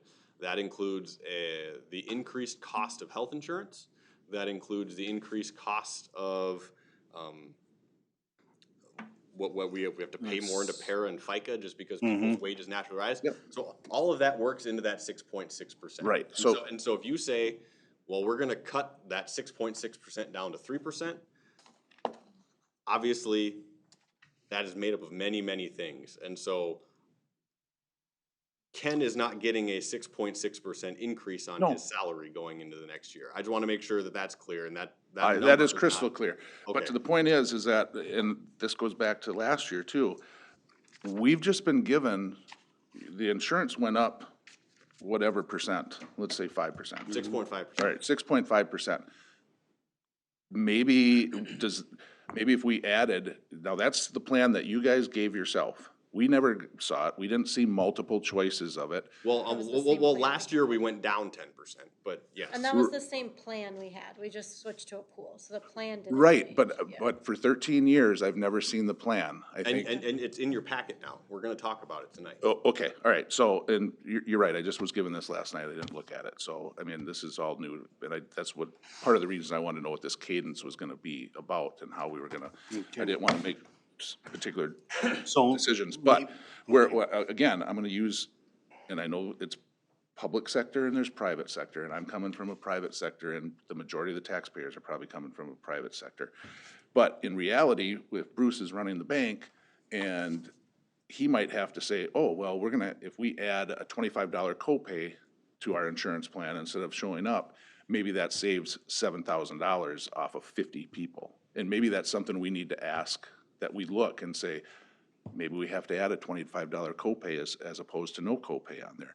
Maybe we have to look at increasing, where right now it's at 80-20, and I remember that being contentious the first year that I was on there. It used to be 90-10, and then we went to 80-20, but unable to do that, and that's what private sector does. They just put that burden, unfortunately, insurance goes up, the business can't necessarily all afford that, so they have to pass some of that on to the worker. We've never looked at that, we've never done that, so. I mean, if you went from 90-10 to 80-20, you did do that. We did do 80-20, that but in instance. order to, what we did though is that we raised everybody, that was another comp study or another, we raised everybody's salary because there was gonna be 10%, or whatever that 10% equated to on a weekly check. We made that difference up in wages. And I guess, I would guess that you Where that guys- doesn't happen all the time in the private sector. Sometimes it's like, hey, insurance goes up, I can't pay you more than the $20 an hour or whatever the bank teller you were saying. Unfortunately, health insurance went up, we're gonna eat a bunch of it, but unfortunately, the plan changes a little bit. Instead of having zero copay, you got a $50 copay every time you use it. And I mean, so I would guess there was something like that not long ago, because we are currently on a non-copay plan. As in, we are on a high deductible that we owe $4,500 out of our own pocket before insurance even kicks in for us. And That's so- low. That's low. No, I get that. But 5,600 for my family. And I'm 7,500. okay, but I'm just So are we saying- on health insurance? Because we'll just move to that. Yeah. No, this is a all big picture thing that I'm I just saying. understand, but we have things on the agenda, health insurance, the visioning and stuff. And But all that was to say, I believe you guys were on a copay plan not too many years ago, and as a cost-saving measure, we switched over to a high deductible insurance plan. I know that the plan has changed over the last 15 years to basically place more burden on the employees. You talked to a lot of public sector employees 15 years ago, they were paying $0 for insurance for anything, and that is not like that anywhere anymore. Yeah, So- 15 years ago, I was paying zero. Well, that's what I As a mean. matter of fact, we had a copay plan, but I could submit the $25 for me or my wife and kids, and my company would give me the $25 copay back. I mean, Yes, but I'm That's just changed saying now. we have changed, Sean. Like, Yeah. to say that our plan admittedly is better than some cities around us. I will not doubt that, but I also know that our plan is not the Cadillac plan either. oh no, I'm not trying to imply that. I'm not trying to imply that you guys don't. You were serve it. basically implying that we as the public sector have continually, there's been zero adaptation as insurance costs have continued to increase. That's not what I'm saying. I just said you've outpaced the private sector, not that the burden hasn't, some burden hasn't been passed on to you. So that's a good example though of this. So I don't know the how much did health insurance, 6.5% you said? 6.25. 6.25. What was that total, what does that equate to? How many thousands of dollars, tens of thousands of dollars? So that we were gonna talk about it Okay, it's tonight. next in the I'm not even agenda. sure. Well, go ahead. Well, I guess, was there any other general Yeah. questions, or do we wanna move on to health Can I insurance? just get a few clarification things if we're gonna start on the insurance question? Yeah. Yep, Just some nitpicky things on the budget. Interest income is showing only $40,000 or $50,000 proposed. And through July, we made over 120. So are we expecting much lower balances or interest rates to drop, or or is this just a conservative figure? no, and Robin can correct me if I'm wrong, I'm pretty sure the way that we've been doing the accounting on that is all the interest that we've been getting has been rolling back into the general fund, and it hasn't been divvied out to the other funds yet. And so that $100,000 is gonna increase by the end of or decrease by the end of the year. This 121,000 is too high. It's not the full general fund amount. Or it's basically over what the general fund will actually receive, We do the allocation at the end of the year, so it just goes to one account and then and then gets allocated out based on, so that, in fact, I think electric makes up almost half But won't that significantly affect then these figures for the levy amount and everything? So the $40,000 is what we are expecting. Oh, I see. The general fund to take. Oh, in. that's what you're expecting this year to be, so it's based on that. Yeah, so that $40,000 is based on what we expect the general fund to collect at the end of the year. Okay, The makes sense. other Okay. amount just hasn't been allocated to the other funds yet. Great, that makes sense to me. Then on, the police, when we're talking about the police liaison revenue, I'm assuming that's SRO? Mm-hmm. And Correct. in our, just my understanding then, the 45,000 we have proposed, is that intended to reflect 9 months of, salary? That 45,000, yes, is 9 months of salary that will be paid by the school district. Remember, we're cutting them back for 2 years. But this year's budget was 112, and 45 is much, not even half of 112. Correct, the 125 was a full year's. For a number of, Right. we seem to go back and forth between having them pay 75% or 100%. Mm-hmm. And I'm not sure how, quite frankly, but I didn't catch what you just said. What do you mean by that? there were some years that we charged them the full 100% of the salary. Other years we charged them 75% of the salary. So that 112 was the full salary for that SRO position, even during the summer months. The 45 reflects what amounts to 35% of the salary. That would then be walked up to 75% since we'd be using the officer during the summer months. It's Okay, in- I'm not in- sure I followed you, but I'm just trying to, my Yep. mind is telling me that, let's pick a number, 120,000 to keep it easy. If that's what it is in the budget for last year, and we're gonna be reimbursed 9 months out of the year, it should be 90,000 in the budget. There were some years that we were reimbursed a full No, I'm not, 100%. Yeah. history is history, Yep. but I'm talking about what our contract and our plan is. Correct. So if it costs over $112,000, or 120, let's say. Yep. Shouldn't the budget next year reflect revenue of $90,000? Yes, the budget next year is reflecting revenue of $45,000 for that position. I just said 90. Yeah, but we're not charging them 3/4 next year. We're only charging them, what is it, Did I say 90?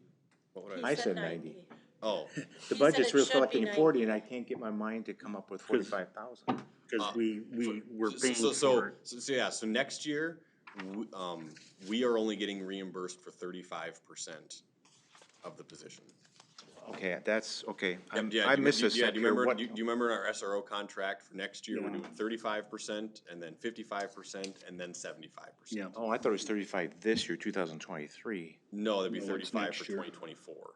Oh, okay. That's Or my I guess, mistake. that is when we collect the pay, like, the way it's always been paid out is they have basically paid at the end of the contract, is that right? And so we are paid in 23 for what was their Due school and owing. year 23-22. And so they would basically pay us the lump sum, and so we will collect for 23-24, we will collect that roughly $45,000 next July or Okay. June. Next June, their fiscal year is July through June. So they want to pay us after services have completed, but before the end of their fiscal year. Okay, I apologize for not remembering that scale, step-up scale then. At what year do we reflect 75% of the salary and benefits? That would be year 3, so it would be 24, 25, 26. 26. 26 was when we'll be back to a full 75%. Okay, thank you. Sorry for. No, no worries. Wasn't that contingent on state funding though and whatnot? Yeah, depending on how their state funding rolls, which, I mean, I don't know if they've even got their state numbers. They have yet. not yet, but They haven't? I don't think so. I just I mean, read that in the and paper. I've continued to have conversations with them that, I mean, we would obviously like to, I mean, not, we don't have our hands in their books, but, if they can pay more, like, we're kind of doing this out of our good graces, and we'd hope their good graces come back to be able to pay more if they can. I thought there was a triggering effect if the state funding came in. I'm sure if the levy doesn't pass, they'll say, no, it's not, we don't have it, but Yeah, I don't see them giving it up anyways. There'll be some The excuse. number? Yeah. Yeah. Just throw this out for you, and Robin's aware that the electric fee schedule will probably change next year, but that would reflect our streetlight budget, and I see that's the same number. I would expect that number to be higher than that number. And I realize that hasn't gone for the grinder yet, but What Bruce just shared today. that, the number is gonna probably be higher than that, what's reflected there. We just didn't match the light as a department. Is that it? Okay, No more. is there any other budget questions before we dive into health insurance? I'm not sure if we have an up-to-date ARPA kind of schedule where we're at, but I would appreciate getting in kind of an update, where are schedule of that. Okay, yeah, I mean, we can start looking at that. Robin's gonna frantically type over here, but, yeah, I mean, we can work on getting you guys, I think we have a little bit of money left. And I know we have stuff that is in this budget, or not in this budget that we'll have left, such as the, almost $20,000 we had planned to spend ARPA that we got from that Scott County grant here that we announced yesterday. So that'll be another 20 grand ARPA that we can get that schedule updated. I know there's a little bit left rolling into 24, because some of that too, we have to do a special federal audit if you spend more than $750,000 federally, and we are right on that line. And so, we are trying to figure out how to not spend certain ARPA dollars for the next 3 months, if we can get away with it, to not trigger a special audit. Should be at about 700,000 spent this year in 2023. So that'll be more money. That's all I have for now, but I reserve the right to ask future questions. Not given. Okay, let's go over health insurance. Yep, so health insurance, as requested, Robin and I had Gallagher, our insurance, agent, get multiple quotes.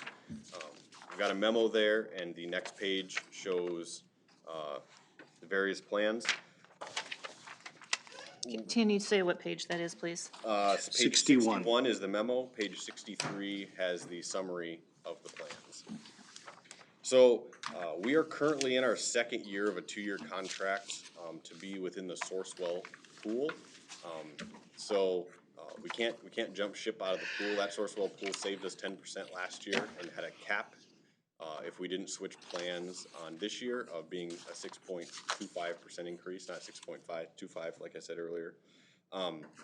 Which is what we basically budgeted for this year, and as expected, they give us a cap increase. That's what they're gonna increase it. We kind of saw it, we kind of saw it coming, but looking at all the plans last year, the 10% drop with a 6% increase was much lower than the, there's another one that came in last year, like a 13% drop, but a 14% increase.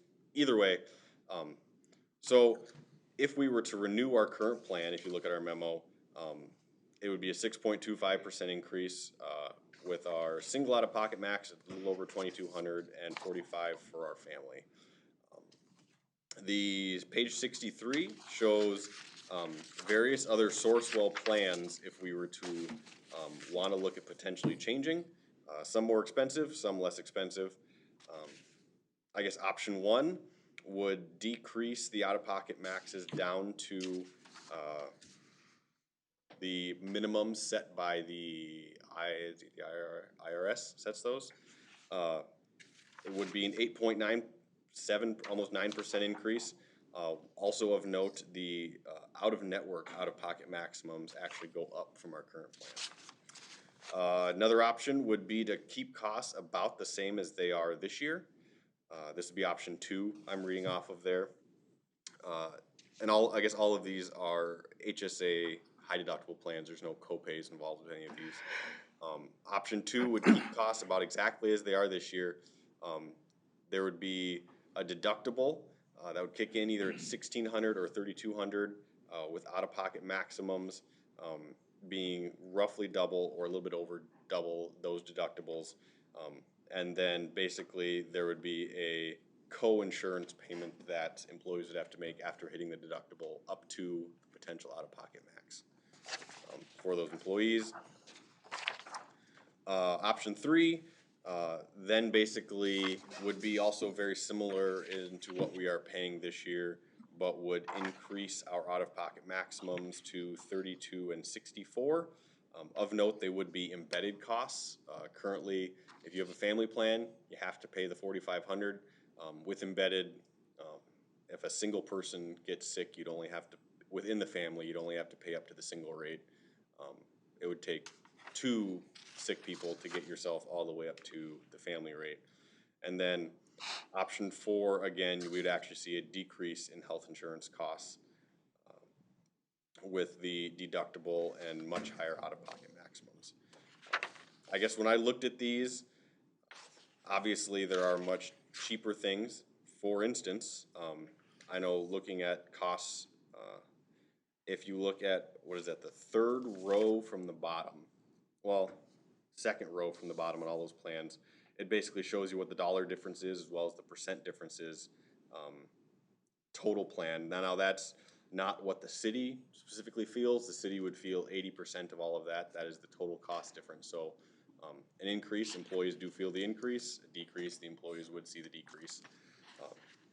But I know, I guess looking at these, I know speaking to, again, our competition with other cities' employees, we have heard from new employees that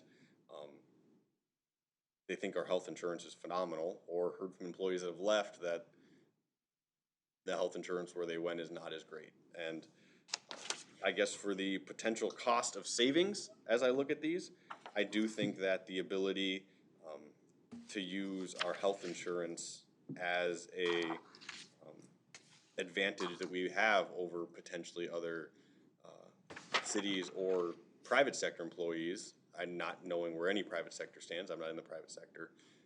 But we are competing for employees just like everybody else. And to me, having our current health insurance plan is an advantage for that. And so I guess my recommendation would be to renew under the current health insurance plan. But I have provided options, both more expensive and less expensive, for you to review.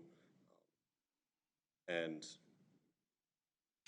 we can certainly discuss what we have in front of us.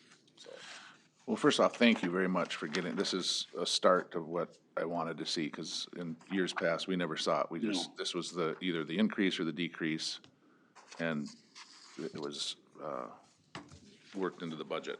I think, is there, and I don't know if this is the case or not, but is there more options than 4? I mean, could we tailor it? So if we said instead of, plan 1 where there's higher, there's no higher out-of-network costs, if we were to add that option into number 1, so they did have to stay within network, would that 6.25%, would that be down to 4.85? I think it's possible. I know our insurance agent did say we could attempt to come with like a custom plan, but we would have to basically hear back from the insurance company. Right. Yeah, these are basically, and I mean, this list, Sourcewell plans, I believe in total, there were about 10. They just kind of kept going out and increasing and decreasing stuff on the back ends. These ones were the ones that kind of centered around us the most. We could certainly tailor a plan.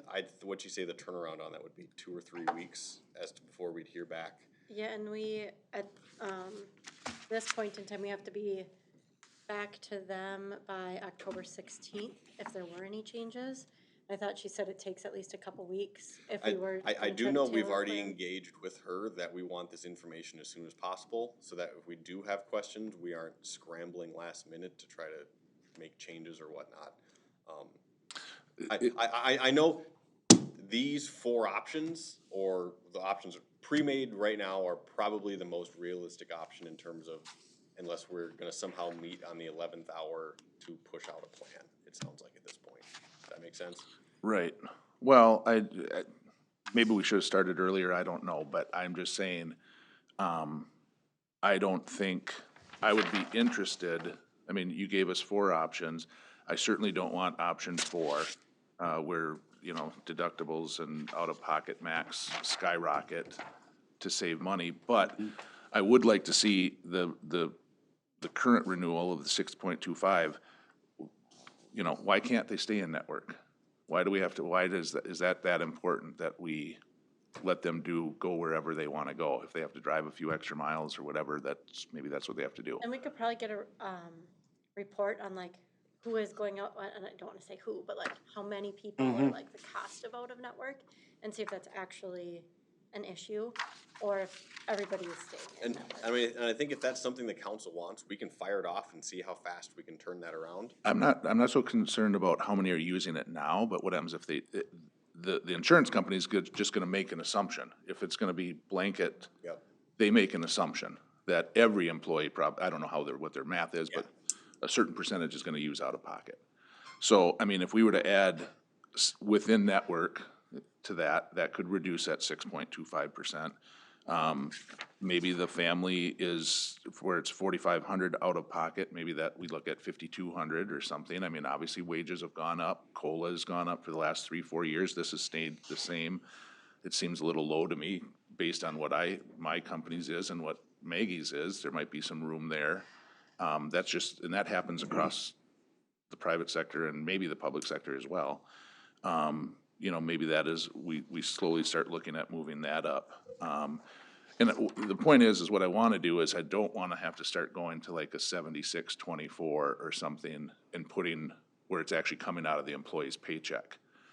What I wanna do is possibly look at making that increase a little less, and maybe that saves us $15,000-$20,000 So of the I will also 29. say, I know we do have the option of providing multiple plans.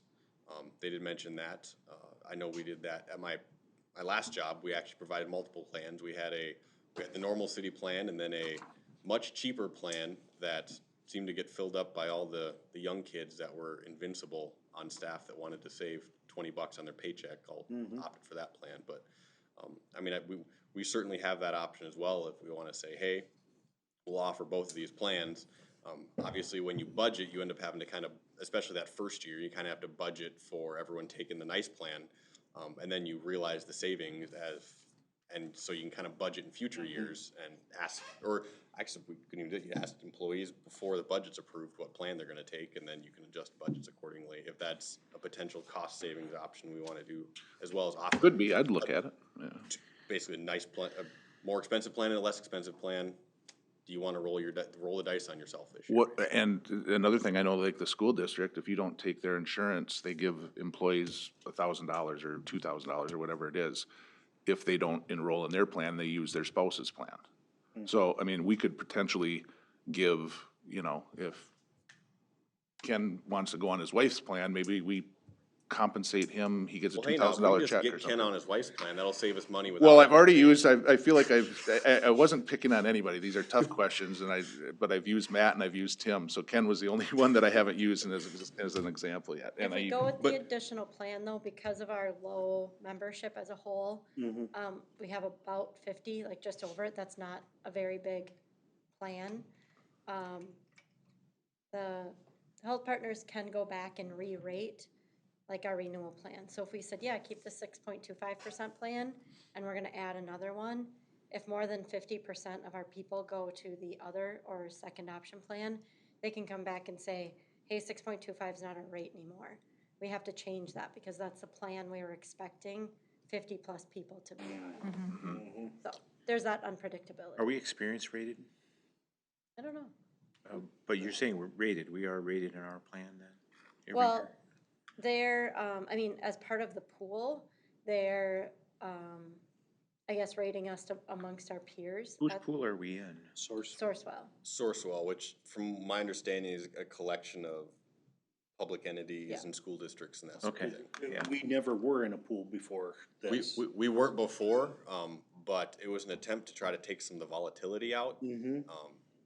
And quite frankly, the pool really liked us because even now, like this year again, we have paid more into the pool than we've drawn out. So the experience that he's talking about probably comes from an average of 5 years or something, so maybe in 5 years. Well, yeah, and they get our data, if that's what you meant, Bruce. They got our history from when we were just Sourcewell without the pool. They're able to get that, I guess, Partners. experience data. did I say? Sourcewell. We were with Health Partners. Yeah, Health Partners or You guys whatever. knew what I meant. So then next year, you know, we'd see based on 2 years of usage, what our rates are gonna be going forward. So But we, the pool we is could get always kicked out of that pool as well. in an because of our extreme exper- situation. I suppose we could get kicked out. If our experience rating gets higher than the average in the pool, then they would want us to leave or not accept us. Yeah, I Or suppose it's paying entirely more, Yeah, big time more. You could have, cause this I don't is, think that's common. I'm assuming everyone in the pool gets the same rate or pricing. No, They are not. They actually, I mean, because they've mentioned like different, they track people, and thus far they've liked us because we. Oh, so we do have an experience rating then? I'll say, yeah, I mean, the last couple of years, whether we're on our own or not, we've paid in more than we've pulled out. And sorry, so Bruce, I don't think I was we- interpreting Yeah, your. but that goes to your point that, If- we are a relatively very small group. Yeah, I mean, if we have a few bad years, and God forbid, someone gets cancer real bad and millions of dollars gets paid out, it could affect us in the pool. I mean, the hope would be with the pool that it wouldn't affect us nearly as bad as if we were on our own, because the pool would kind of absorb the blow a little bit for us. Right, so other people in the pool have transplants going on that affect the total rate. Correct. and Yeah. it- and we're So our offsetting some of that. 6.25 maybe could have been 5% standalone, but then in a future year, if we were 15%, maybe they'll be like, we're capping you at 12% or 10% increase, or like they're gonna absorb yeah, those years as well, so.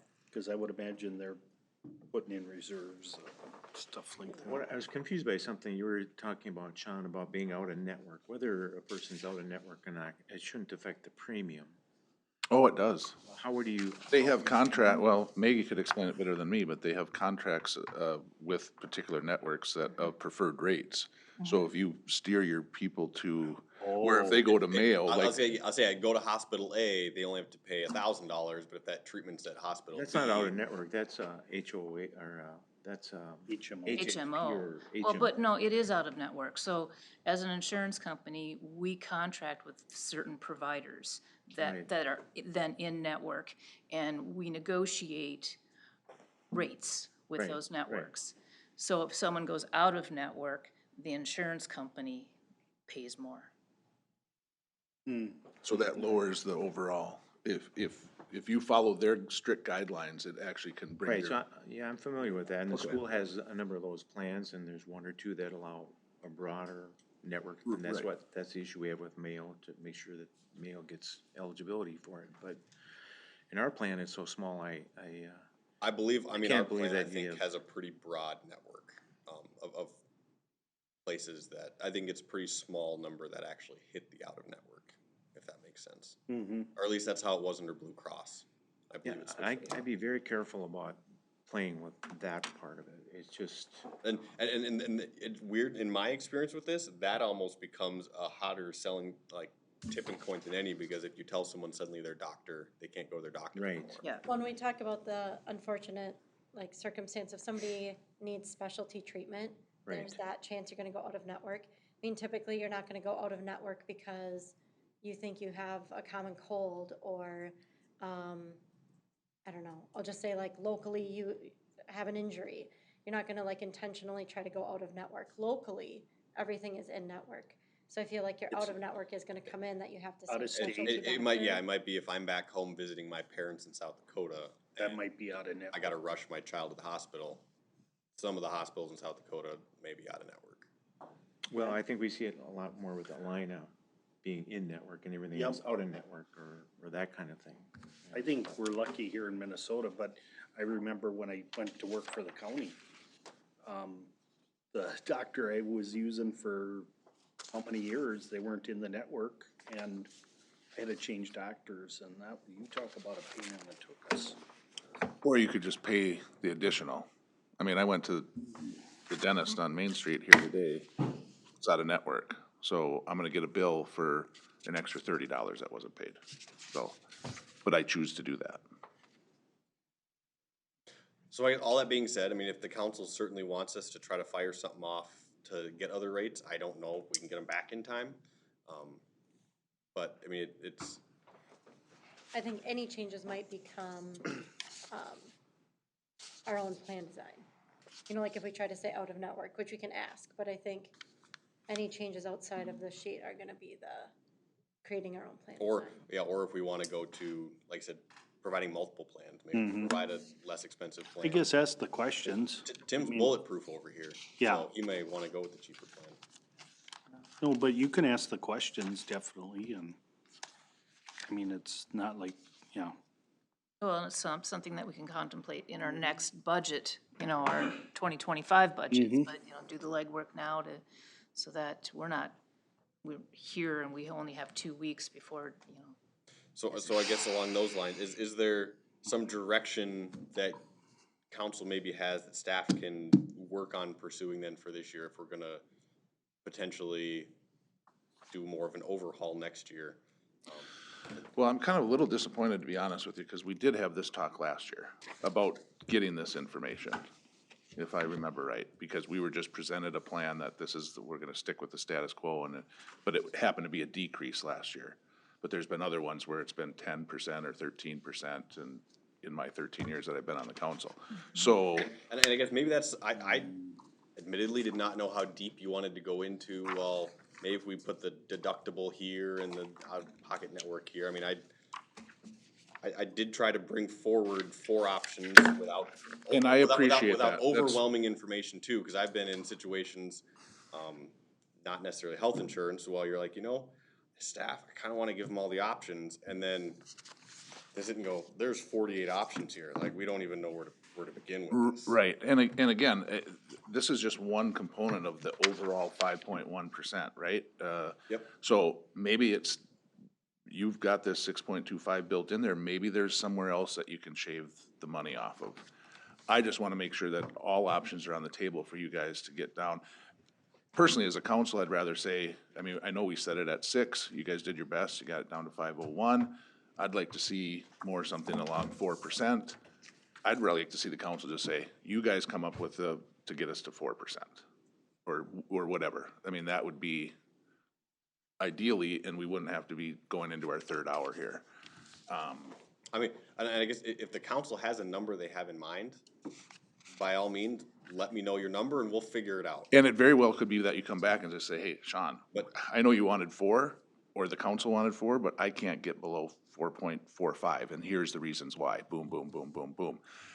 Unless we start looking at insurance or whatever, which we might not have time for, or whatever, but, I would think that we could still get this number back before we have to actually finalize our budget, if we threw out some other options out in there.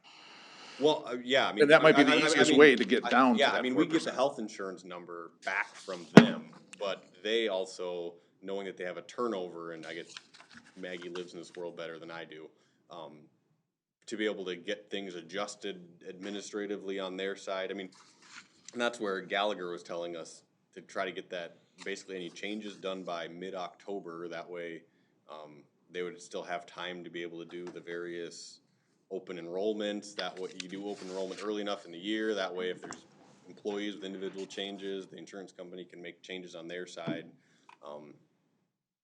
Yeah, I mean, it'd be great if we could just select a plan on December 25th, but, Well, how about, let's say even if we couldn't, if you guys could ask the questions, like, first of all, let's say we don't have, that we have to stick in network, what would that potentially do? Just get a Yep. ballpark. They might say nothing. They might say, oh, that might save it 5%. yeah, I mean, I can fire off the question, and. What would happen if I can get- if we go to the family out-of-pocket from 4,500 to 5,200? So, Yeah, I mean, that's- we've given COLA increases every year, pretty substantial ones.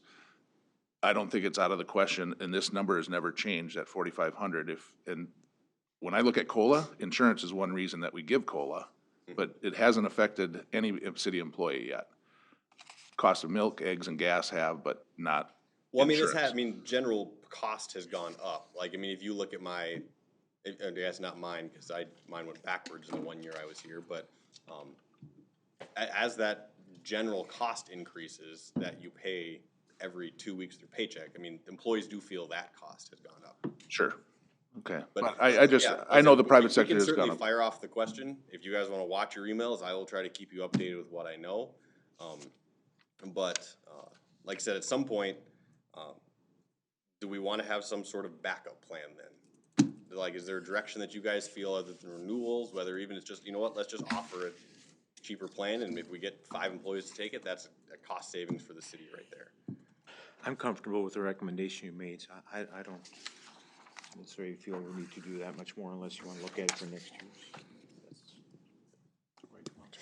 I don't know that we can require someone not to go out in network. I thought I heard you say that you require them to be in network. Depending on a plan, you can require them to be in network. That would be more like an HMO. You think of health Network, you're partners. basically just buying your health services yourself. No, Well, the insurance company would pay something toward it, but not the contracted rate with an in-network provider. But that is an out-of-network reimbursement then. Then they consider all that out-of-network. You know what I mean? I'll You can't just, say, we're gonna provide you just in-network coverage and nothing else. no, the employee always has the choice. A good example is when my insurance guy came to meet with all of the staff and said, hey, listen, this is, you guys can go to Health Partners, you can go wherever you want. The one thing that we don't have a contract with Mayo. They're gonna pay what they pay to Alina and to Health Partners and to Medica or whatever else. But if you go to Mayo, there's gonna be that's out of network, and Right. it's So I higher told- cost, so you're gonna pay the difference. If it's a $5,000 bill, that would be completely covered if you go to Health Partners or anybody else. But if you go to Mayo and it's $5,600, that $600 spread is So it yours. is, So, it's still coverage, but it's out-of-network coverage. But I thought. but that reduced the overall burden Right, to my right, company right. I and thought I to heard you the say that to we the would just employee. have everyone do in-network. Yeah. And I don't feel you can do that. And yeah, so I guess my question, is that something that the council would like me to pursue over the next few weeks? Or, Just ask the question, Is just there- see, they might say, yeah, that goes from 6.25, it goes down to 5.5. Because now we're gonna require you to go to people that we have guaranteed contracts with, that we've capped it, we know what to expect based on the pool that we're in. But it's, the only thing that's gonna prevent, it's not gonna prevent anybody from going to Mayo, it's just gonna prevent, if you go to Mayo, you're gonna have to pay that spread. Well, do we have that, don't we have in-network and out-network now with our current coverage? So what's the difference that you're suggesting? And matter of fact, you only pay the spread up to your max, if I'm not mistaken, right? Still Are max out these of pocket. changes, just so I'm clear too, because So- like I mentioned, we have that October 16th, like and Health Partners, Sourcewell wants to know our response to what we're gonna go with by October 16th. So is the directive to ask the questions so that we just know for future plan, or to try to change this year? and so I guess to answer your question, Sean, the way with an HSA, the plan, the way it's set up, we just have an out-of-pocket max. We have an in-network out-of-pocket max and an out-of-network out-of-pocket max. The out-of-network pocket max is higher than the in-network out-of-max, and so. In this option, this first one, In the one- renewal. Yeah, in the one that we currently have, which would be the renewal. So, Well, that isn't listed, so I didn't know that, so. yeah, so that number's actually down at the bottom. Yeah, it is. It's Oh. out-of-network benefits.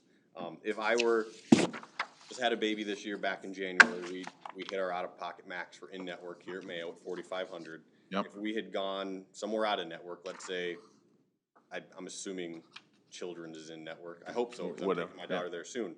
But, let's say they're out-of-network, then we would probably had to pay 6,500 for that, because the 6,500 is the out-of-network max compared to our in-network of 4,500. So there are out-of-network Okay. So it goes up. benefits, or lack thereof, built into the plan currently. Okay, all right. Maggie just pointed that out, so it's a $2,000 difference. Yeah, you pay $2,000. You can still go to Mayo or Children's, but you're gonna pay 6,500 Instead of 45. instead of 45, okay. Yeah, I don't know, they might say, yeah, that's an easy change, and you can come back, or you can send an email that we could respond to, or I don't know when our next budget meeting is gonna be, in discussion, but, that, maybe we can have it before the 16th, if that's the deadline. I would guess that the number is gonna be very small. Then so be it, let's ask. And not to scoff at small numbers, but I say that in that, is it worth going through, what would be the headache of reconvening and all that to potentially save a couple $1,000? Well, if But we don't know. We don't know. We don't know. We don't know, true. So just Yeah, ask the question. Again, and, you know, I'm sorry if it seems like we're scratching, but yeah, I wanna scratch. I wanna get that number lower, you know? I mean, this is the first go of it. You guys did a nice job bringing it from 6 down to 5. I'm gonna ask questions, you know, and I know that Glenn hated it. Obviously Patty hated it. I'm sure you guys still hate it, you know, but I gotta ask, and then I can tell people that, yeah, we had a 3-hour meeting and I tried to scratch for every penny that I possibly could, and this is the best that I feel that we could get was 4.4%, or whatever it might be. Are there any providers in your Prague that are not in network? I don't, Health-wise, I don't believe so. used to be. I know vision-wise, there are. Cause our current plan does have one vision visit a year. That's for our materials though. No, we get one, Oh, our health, for our health, health our health plan insurance, involves yeah. one vision checkup a year. I know that Goldsmith is in network, Southwest So is out. what you're asking them to do and what you're looking up then is to try to look at that network list and kick some of them to non-network? I guess the direction I got was to see if we could increase the out-of-network, out-of-pocket, basically, to make it less advantageous to go out of network. Is that kind of what I got, Sean? If there's a savings, yes. Yeah, I well, think, yeah, I that's think a- if you stayed within their network, and maybe Goldsmith isn't in it, and maybe Mayo isn't in it, but if you stayed within the network, Yep. and you had to drive to Bridges, or, whatever, St. Francis. But yes, well, but what you're asking is to basically, if we're able to make it more advantageous to stay in network, would that save us money? Is that kind would of that what save you're us money? Yes. asking? Okay, And then what would it do if we raised the total out-of-pocket to 5,200 from 45, or some kind of general increase that we haven't had in 13 years, but the private sector certainly has?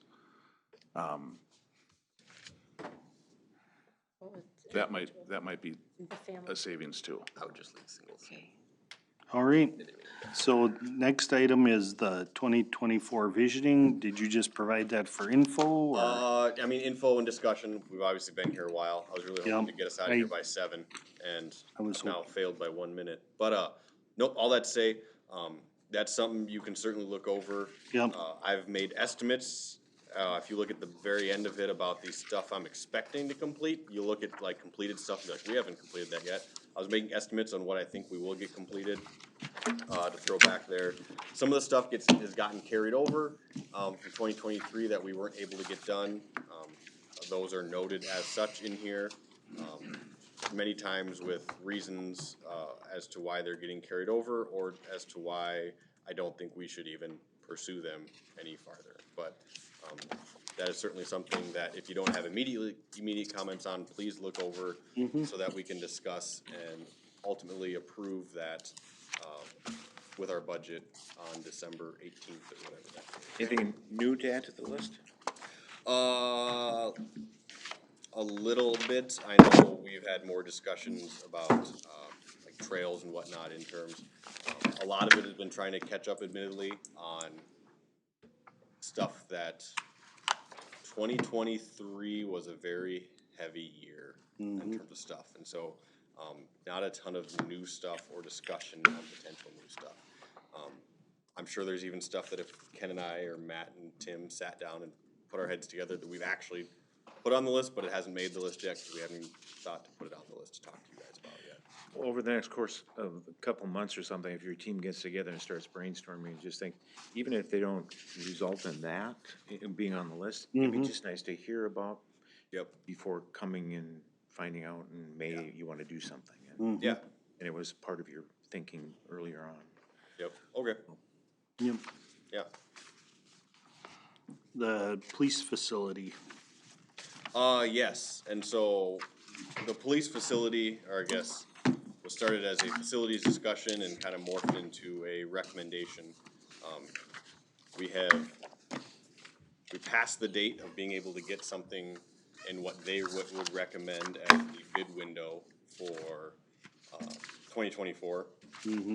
That being said, I don't wanna necessarily take the conversation off of our plate. I wanna make sure that, we're working to some sort of resolution, one way or the other on that.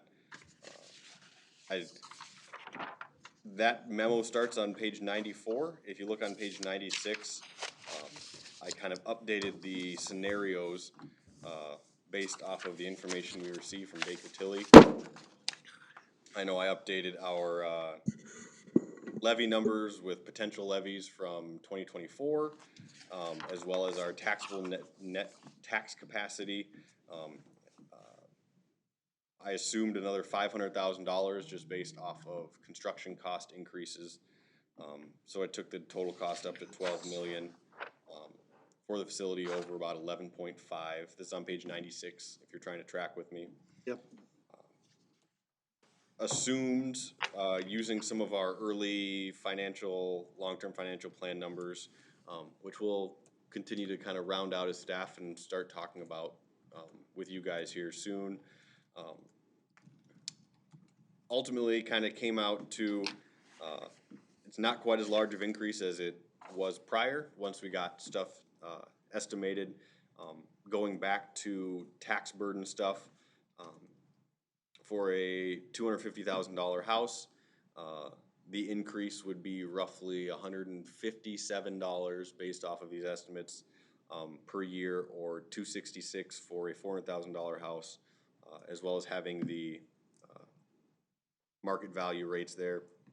Also of note, due to the large tax valuation we've seen over the last couple of years, and getting Baker Tilly's numbers updated, I know one of the conversations we had is basically we would be maxing out our ability to bond in this way. That is no longer the case, just due to our overall max being up about 550 over what previous estimates were. So I guess I'm interested in hearing from you guys what your current thoughts are on this situation. I know you've asked for more information at times, and I've tried to give that to you. Some of that's really floating up in the air and making a lot of assumptions too, and I guess my recommendation according to within the memo is that we do move forward, and it's only becoming more expensive the longer we wait. And at some point in the future, assuming New Prague continues to grow, it is my guess, I guess you could say, that at some point, hopefully 10, 15 years from now, the council goes, holy crap, I'm glad they went ahead and bit that bullet and just did it. I know even speaking along those lines, looking at New Prague, the council had enormous vision 20, 25 years ago to start doing major infrastructure improvements around town, and we are now basically 2 years out from getting everything underground updated for what would hopefully be the rest of my lifetime. And there are many communities around us and across Minnesota that did not have that foresight and are now in a world of hurt and having to pay out the nose when we now will not have to do that. So I think one of the questions that I had when it was Wold that gave the presentation about the facility is that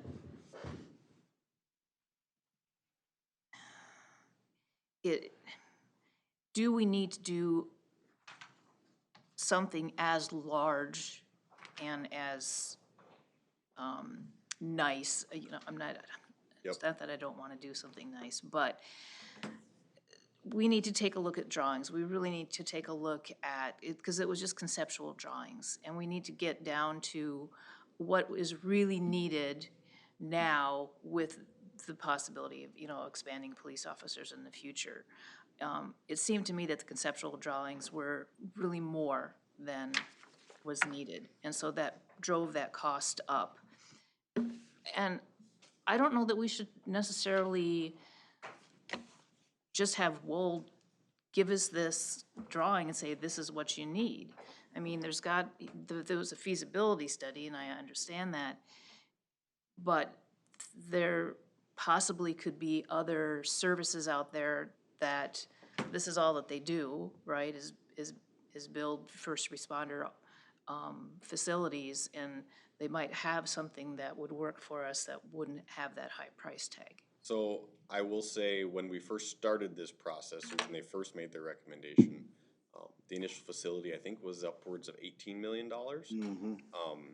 And they basically heard from council that it's too high. That initial plan was building for a 2040 facility, and assuming growth in it to get to that.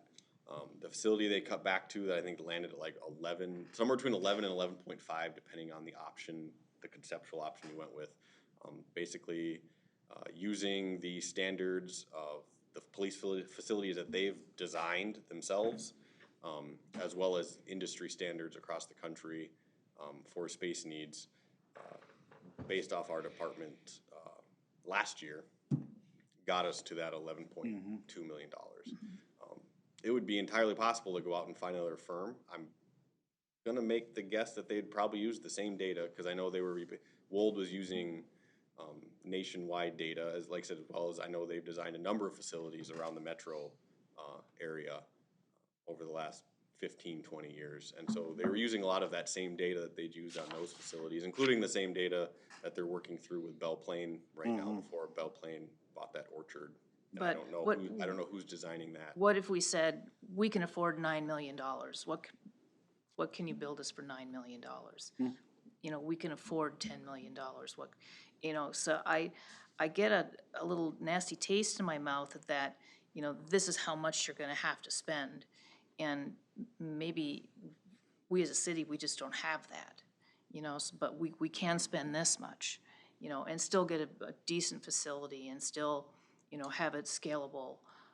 Well, like I said, I think some of that price tag comes down to their guess on, obviously, construction costs, but also on, these are kind of the standards as facilities are built these days, as to you will need this much space for this much space for this much space for this. And that is basically how police stations are getting built these days. And I think the thing that I would caution, and obviously we don't just have a blank check to write, but I would sorely hate for us to build a facility and on day 3 of week 4 say, crap, like it feels too Yeah, no, small already, yeah, or that sort of thing. No, and I understand that, and I'm just throwing this out there for discussion because, you know, it is a high price tag, and, you know, our city expenses are every year going to get more and more, and we're just gonna start taxing people out of their houses. And we can't do that, you know. It might look like, well, it's only $157 a year in a $250,000 house. Well, that can equate to, you know, a lot of money for somebody, especially when we might have a school levy that, or referendum that will go through, and whatever our levy's gonna be here, and then we've got Scott County, and then, you know, I mean, at the same time, I'd be careful about, I mean, I hate to say not worrying about the others, but the school's gonna look out for the school, the county's gonna yes, look out I for the know, county. but it all But you s- compounds, It- you know? it- My it- property it taxes does. went up 24% between 22 and 23. Nope, it does, I mean, mine went up crazy high too, and it certainly compounds, but if we say, well, the school's increasing theirs and the county's increasing theirs, so we're not gonna increase ours, pretty soon we're gonna get stuck with Yeah, having a whole pile of stuff that we need to get done and no money to do it. But I'll just preface that, look at, the last levy failed, the school. The taxpayer said no. It did. Okay, we're not gonna approve that. I don't know if this next one they're trying their darndest to bombard us with information on it to pass this next one. I don't know if it will or not, it'll be a interesting thing, but the thing that I got, to Maggie's point, do we need 1,400 square feet for a workout training area? You know, maybe we still have to utilize Scott County. Do we need a 350 square foot, gun cleaning, office or room? What's wrong with the kitchen table, you know? It's just, you know, why can't a police officer clean his gun after he shoots at home when he's watching TV? Or why do we need a separate room for that? It was very much the same thing when we put the fire station in and flat screen TVs were the new thing. You should have heard the uproar. They were like, oh my God, this is the Taj Mahal of that fire department. They got 6 flat screen TVs and yada, yada, yada, you know, showers and whatever else. And I don't know if those showers are even used, you know, to be honest I mean, with at the same time, I guess for me personally, and I am a taxpayer of New Prague, there's a certain within me a certain source of civic pride. And I'm not saying that other people don't have civic pride, but to say, hey, here's our first response facility. Like, look how nice it is. I know, not saying. I mean, it's one of those things where you can't get a screen now that's not flat. That type of it. Right, but back in 2008, that was a big deal, and that seemed excessive to the taxpayer. To some, I would guess I know that I have spoken to a fair amount of people about this, because a lot of people come up and ask me all the time. Like, I read something in the paper, I thought we were doing this, or other people assume our police are already over there, quite frankly. I guess I have not met a single person in town yet that is wondering, even when I tell them, yeah, we'd probably likely see these, because that's always the question. Well, why haven't we done it yet?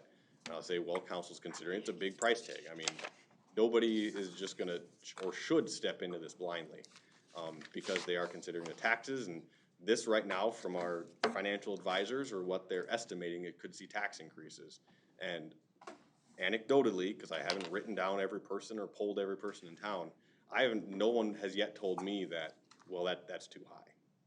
And so, obviously, there are gonna be people that naysay any spending, because they should be able to get by with what it is. But I do think, at least from the people that I've talked to, there does seem to be interest in making sure that we build something, one, that is large enough, and two, I haven't heard anyone yet complain about the potential overspending that could happen due to not flat screen TVs, because like those are everywhere, but for some of these potential facilities in there. Because I think of the workout room.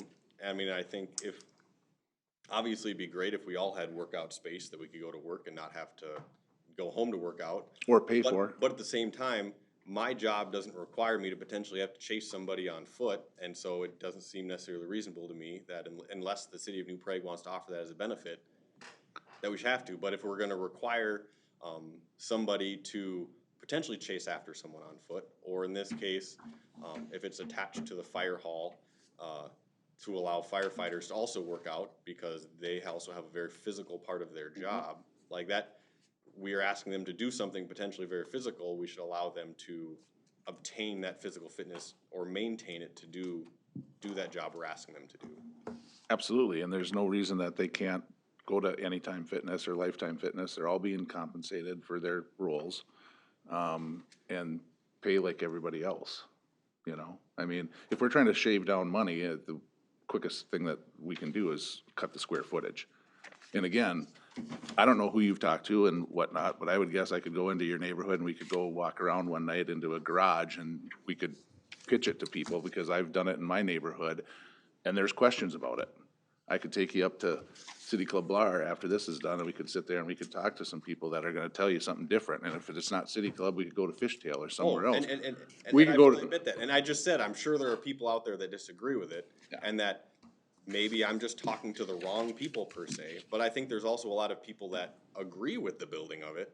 And it's a matter of just finding those people as well. And so, I mean, there's people on both sides of the aisle here per se that are gonna go with it. I think most people don't realize how tight it is down there, and I realize that too. And I'd like to build, I think we need to somehow come up with a solution or a new facility or something. I don't know if it needs to be as elaborate as, and to Maggie's point, we're just kind of handed this is what you need. You know, that's great that that's industry standard, and again, I don't want to compare, I'm looking for the taxpayer of New Prague, and I think we have a great city and there's a lot of civic pride here, and I would put us up against any neighboring community that our city looks better than any other one does. And I think they would even say that. But that doesn't mean we need a $12 million facility. Like to Maggie, why can't we do 9 million? What could we get for 9 million? Maybe that will solve it. You know, I'm sure they all want to be able to park they hate getting done with their shift at 2 a.m. and have to go brush snow off in 20 below wind chills. But do we need a 14-car garage that they can park their car in or whatever, you know, so they can jump into a warm car and things like that? I mean, in order to fit into the budget that we can afford, we might have to cut it down. They need something, but does it have to be a 14? So I think some of that comes back to too, Sean, though, of that, you asked, do we need the gun cleaning station, or do we need this, or do we need this? Well, I think those became industry standard because it was decided by a lot of departments that this is kind of something that is needed one way or the other. Now, OSHA, and- OSHA's a big Or, thing into or it too. OSHA. I mean, it's really easy for me to look at, Matt's department as someone who does not work in that department and say, do you really need X, Y, and Z? And the guys in that department would say, yes, we need X, Y, and Z, but from the outside, it may not look like that. I'm not a police officer. I could say, do we really need this 1,000-foot evidence area versus a 600-foot evidence area? Because I don't know. I just want to cut that down. If industry standard says it's 1,000 though for this size police department, there's a reason why that industry standard has gotten to where it is. And so I think it'd be really easy for us to question every single thing that comes across, but there's a reason why it's recommended at that. Now too, shoot, I just lost my other point. It's gone. It'll come back to me at some point. Again, you're right. We might not be able to provide the industry standard. I mean, if we asked Wold to come up with a $9 million facility add-on to that, let's see what it looks like, and you know what? Let the chief decide. You know what, Tim? You can stay here, or this is what we can afford, and this is what it is. And if you don't have a workout thing, I'm sorry, but that's too bad, you know? And I think some of that comes down to, you talked about, well, we just saw bubbles, like why don't we see some design and stuff? Because basically what we paid for with the facility study was the bubbles. Yep. Like that's the extent of the detail that we paid for. They certainly offered the contract, if we want to continue moving forward and get into a design phase so we can really break down and see how stuff lays out and the size of different rooms, it's gonna cost us more money. And at least this summer, when we discussed that, the council kind of said, well, we don't want to spend any more money on this right now until we get a better idea of whether we even want to move forward or not. Well, I think we gotta exhaust other things too, like the legislature. I mean, go up and ask them for money. But Yeah, I mean, not saying we're not going, we can't No. do that, but at the same time, are you waiting on something that may not come, and then now you're just in the same conversation 3 or 4 years from now? I hope not, but it might have to take that much. I hope not. But I hear what you guys are saying. I But if understand. everything went right and you asked the legislature, the first time you would see any money would be 2025 at the very earliest, right? Mhm. And that's before you could even take any action. So you're conceivably looking at having something built in 2027 or 2028. Well, I mean, it might be even farther out than that, the soonest money you would get, because you'd be looking at the 24-5 bill. And, I mean, the way stuff's lined up right now with spending, you may get tagged on a list for 6 years from now. Well, I'm just saying, in the best scenario. best case scenario, The best yeah. scenario, you're still looking at 4, 5, or 6 years from now, at the best scenario in that thing. I guess where I'm coming from, there's a few issues that I have surrounding this, but if the study, and we agreed that the police was the primary, even though we took this jaunt with the Parks Department, we identified the police as being the primary need. And if we agreed to that, then we should be trying to address that need in a timely manner. I wouldn't say waiting that long is really addressing it myself, but I'm all for reducing the size or something to reduce costs if that makes sense, but I would want to be very careful about reducing the size because your cost per square foot is going to go up. So there's a diminishing returns by reducing. No, So you and I can't just understand cut it in half and expect to save half of the cost. Yeah. Right. Well, and it still needs to be scalable, Bruce. I mean, Right. I understand that as the city grows and You as might we end have- up with 1,000 square foot bathroom, by making it too small. So I don't know, I can't recall that we had concept drawings on an $11 million building, did we? Yeah, it was very rough kind of bubbles. Okay. Basically he kind of provided 2 options, if you remember right, on the screen. And I believe the presentations are in the share drive. There was like the $11.5 million version if you left the ambulance where it was at, and there was the $11 million version if you kind of moved the ambulance portion over to a different part of the building or something like that, because you'd be able to integrate the buildings easier. So when we had the conversation about whether we should spend that money or not for the design part of it, was it based on that 11 million, or was it still based on the 18 million? Because I It thought was the based number on, it was based on the 11 million. Or was? Yeah, because he kind of broke down that their costs amounted to 7% of the total construction costs. And I think they estimated the total construction cost that we'd be paying at like 9 point something million, and then once you put the design costs and the contingencies in, you got to like the 11.2 or 11.5 or something. Well, I'm supportive of moving ahead and trying to go through the process, trying to work with it, either reducing the size or the dollar amount, or ending up with this dollar amount. I don't know, but whatever the next steps are, I'm in favor of it. But there's other things that kind of, this water treatment thing that we may or may not ever have to do 5 years from now, or 10 years from now, or 2 years from now, is kind of the elephant in the room to me about what our future taxes might be. And I think, I mean, we don't have it yet, Matt, but I mean, we did apply for, what is it, a 15-year variance on that water treatment plant? Is that, when you say water treatment, the drinking water treatment? Yeah, they want us, they say our water coming salty. out of our wastewater plant is too salty. And the Oh, way to- okay, that way. And the way to fix it is to basically soften at a citywide level. At the Armory is what we've been talking Yeah, about. basically at the Armory location, Yeah. so that in theory, I would then remove my water softener. Mm-hmm. In practice, I don't know how many people would actually get to take their water softeners out, because I've had softened water my whole life, and now I'm supposed to trust that the city's gonna do this for me. But, that to me feels like the conversation that we would start having with our elected officials about, because I know that stuff tends to actually go through legislative stuff much easier, is hey, we're getting this giant mandate coming down on us from the state. We can't pay for this as a community. Can you help us out here?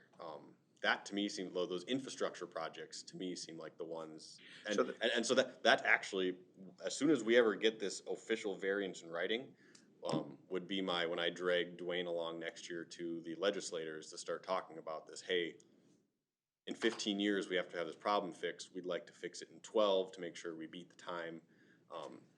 When are we expecting an answer to that request? Go ahead. Okay. Mr. Pink. Sure. I would be very, very, very shocked if we did not get a 15-year variance. That's been very common lately. I would say I've been emailing with John Peterson and talking to him and Scott Warner, superintendent, for the last 2 weeks. It's going out probably tomorrow, asking for the variance. We should hear back, I would say, within a month. And then, are you familiar with other communities, because this is a metro issue, I think, other communities that have actually gotten federal or state money for their conversions? Yes, there has been. I can't think of the city, so I don't want to say the exact city, but I know John did tell me that they have been getting money from the legislator for a lot of these.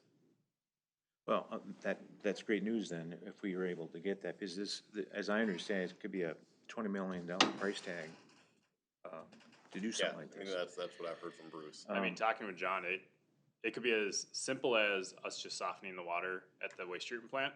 That would be ideal, because I mean, then we're talking 1.5 to 2 million, which sounds like a lot, or you are talking, the worst case scenario is building at the Armory. That is very expensive. So there is many variables still out there that is part of the reasons why we're filing for a 15-year extension, so we can start looking into all these variables. Technology will change, and, yeah. Well, where I was coming from is to try to get some more firm comfort level with that before we tackle something like this, but it sounds like we would be able to get better arms around it, at least to understand what we might be faced with in the future. The other issue, I guess, is when we're talking about city hall improvements, I noticed you have in the budget $100,000 for city hall improvements, I think. Yes. And I think we talked about that, that's just a placeholder number that we're not approving anything with that. So that is a number that it was mentioned within the facilities study whether, basically to continue to make this city hall habitable, there is certainly window work or tuck point work on the bricks, pending HVAC work, just like general upkeep and maintenance, whether we rehab it or move out. Right now, we don't have any immediate, hey, let's replace the windows next year, but it is let's start planning for this a little bit so that if something does come up or once we are ready to move, we have a little bit more money to throw one way or the other. Using money to address deferred maintenance that hasn't been done or needs to be done, that makes a lot of sense to me. But if it's for actually improvements to the city hall, to me, we should make sure or try to address this issue at the same time with the police. So we're not improving this building and finding out we're doing a new police building and should have considered that or something in the mix. So that's why the $100,000 seems like it should be something. And I think that's why, and like I said, I mean, we're not planning on replacing the $100,000 may be to tuck point the building and replace windows. That doesn't mean we are currently planning to do that in '24. Maybe Matt was, and I've disappointed him now. But that is what that $100,000 is for. And then hopefully within the near future, we can kind of get a better grasp on where we're going with this. And that'll kind of help lead our discussions also as to how we would then spend that future $100,000. Okay, so I understand that the $100,000 is a placeholder and what actually gets used will be discussed and agreed to later. Okay. In general, to me, I think we're getting close to a workable number that I think could be manageable for property tax. I'm very concerned with that as well. But I think there's a way, if we can get the costs down even more, or to step in the principal payments to go up after our principal liabilities go down in 5 years.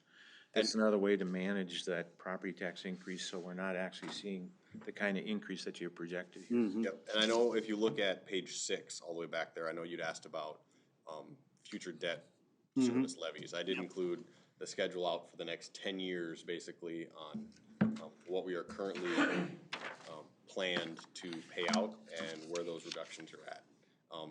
I know you'd asked initially for loan payoff, and actually that's what I had initially asked for, Robin, too.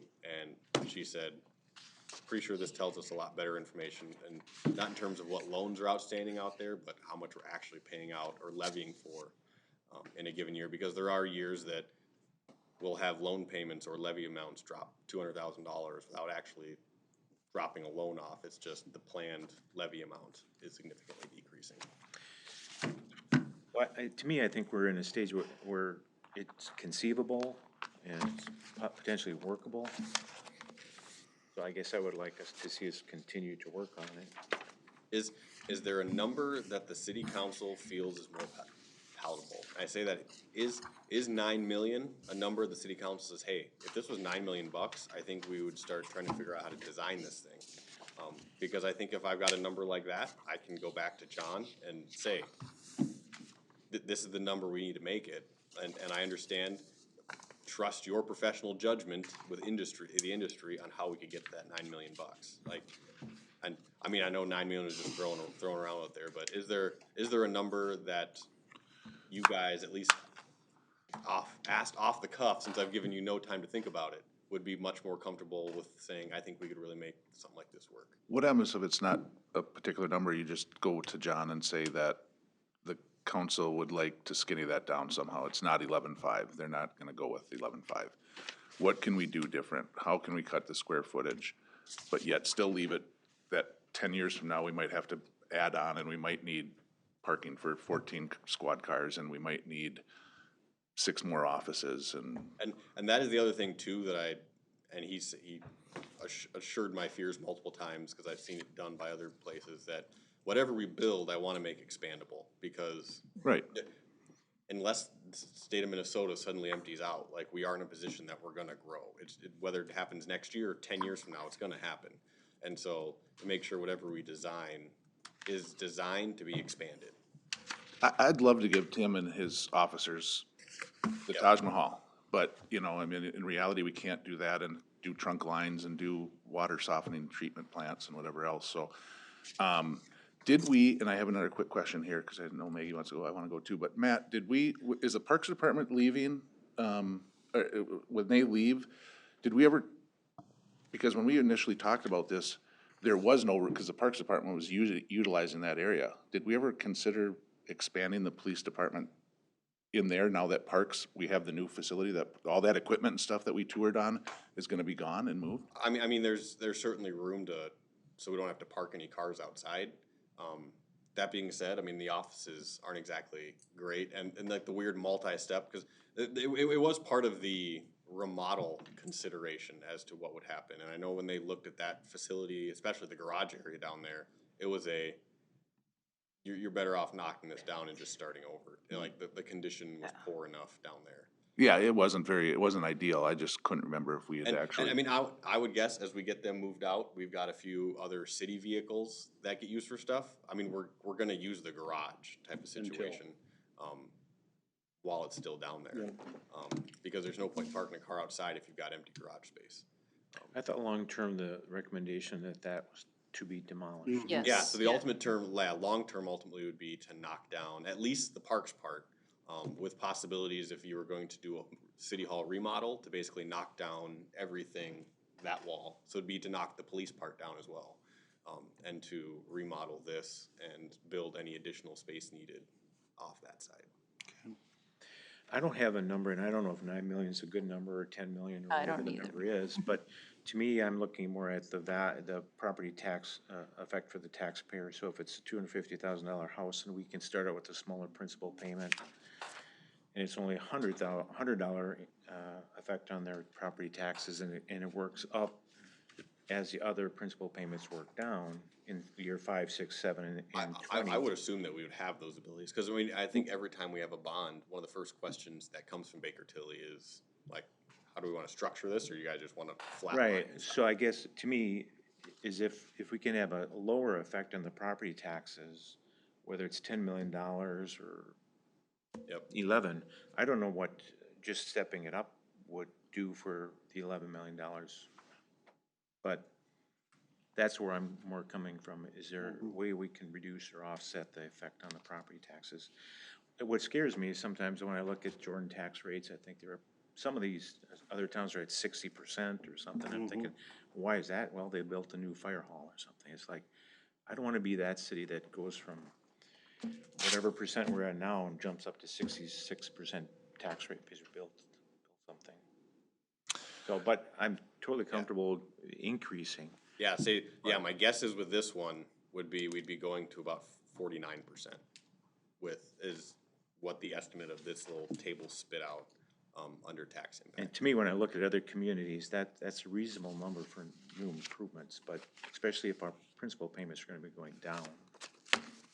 So, And let's not use the 250,000, let's use the 325 that we use the average year, because, you know, sometimes we yeah. look quickly at that number and it's Yeah. like, but No, I mean, I think we. the average person is gonna be more than $251 a year. Yeah, so I think the they say your 350. average is right around that 350 or 325. Okay. So I guess if you looked at that, it would be $230 a year at that 350. But- Okay. And then I guess the last thing on here is just the CIP. Yep. If anyone wants to take a look at it, the paperwork for the possible equipment for this year. Let's save that for next time. Okay, then I think we've satisfied everything. I take a motion to adjourn. What about next meeting? Oh, next meeting.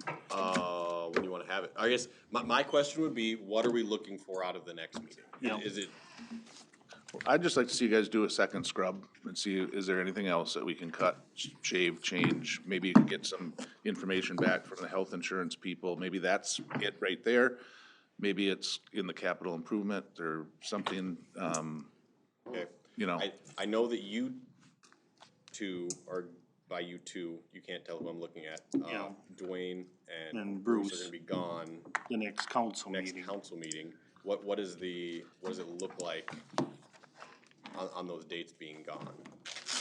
And I guess we could set when we wanna meet next right now and then do all the advertising for it. Well, I will say, just as a heads up to you guys, I know we got the feasibility thing, for the 2024 project, the hearing at the next meeting. yeah, Historian, all-world knowledge Ken remembered this morning that because it's not citizen initiated, it does require a 4/5 vote. And we'll only have 3 council members. So the plan would be to still have the public hearing. Any voting for it will just happen at the first meeting in November, just so you guys aren't caught unaware by that. okay, okay. So the following week after would be the week of the 23rd. Are we looking at the week after that, or? I don't know. I'm gone the week of the 16th. Okay, so, I'll be here for council, however. Oh, you but- will? Yeah, but then, You're both gone that We're week of the both gone. sixteenth. Yeah, just that, I got a meeting on the 16th. Wisconsin, so I plan on being back, you know, the next day. What and about stuff. next Thursday, the 12th? I'm out till the 22nd. Oh, okay.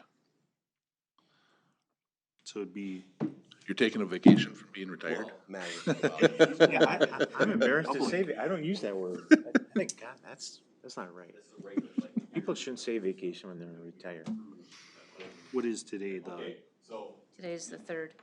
sorry, Robin keeps turning me on and off over here.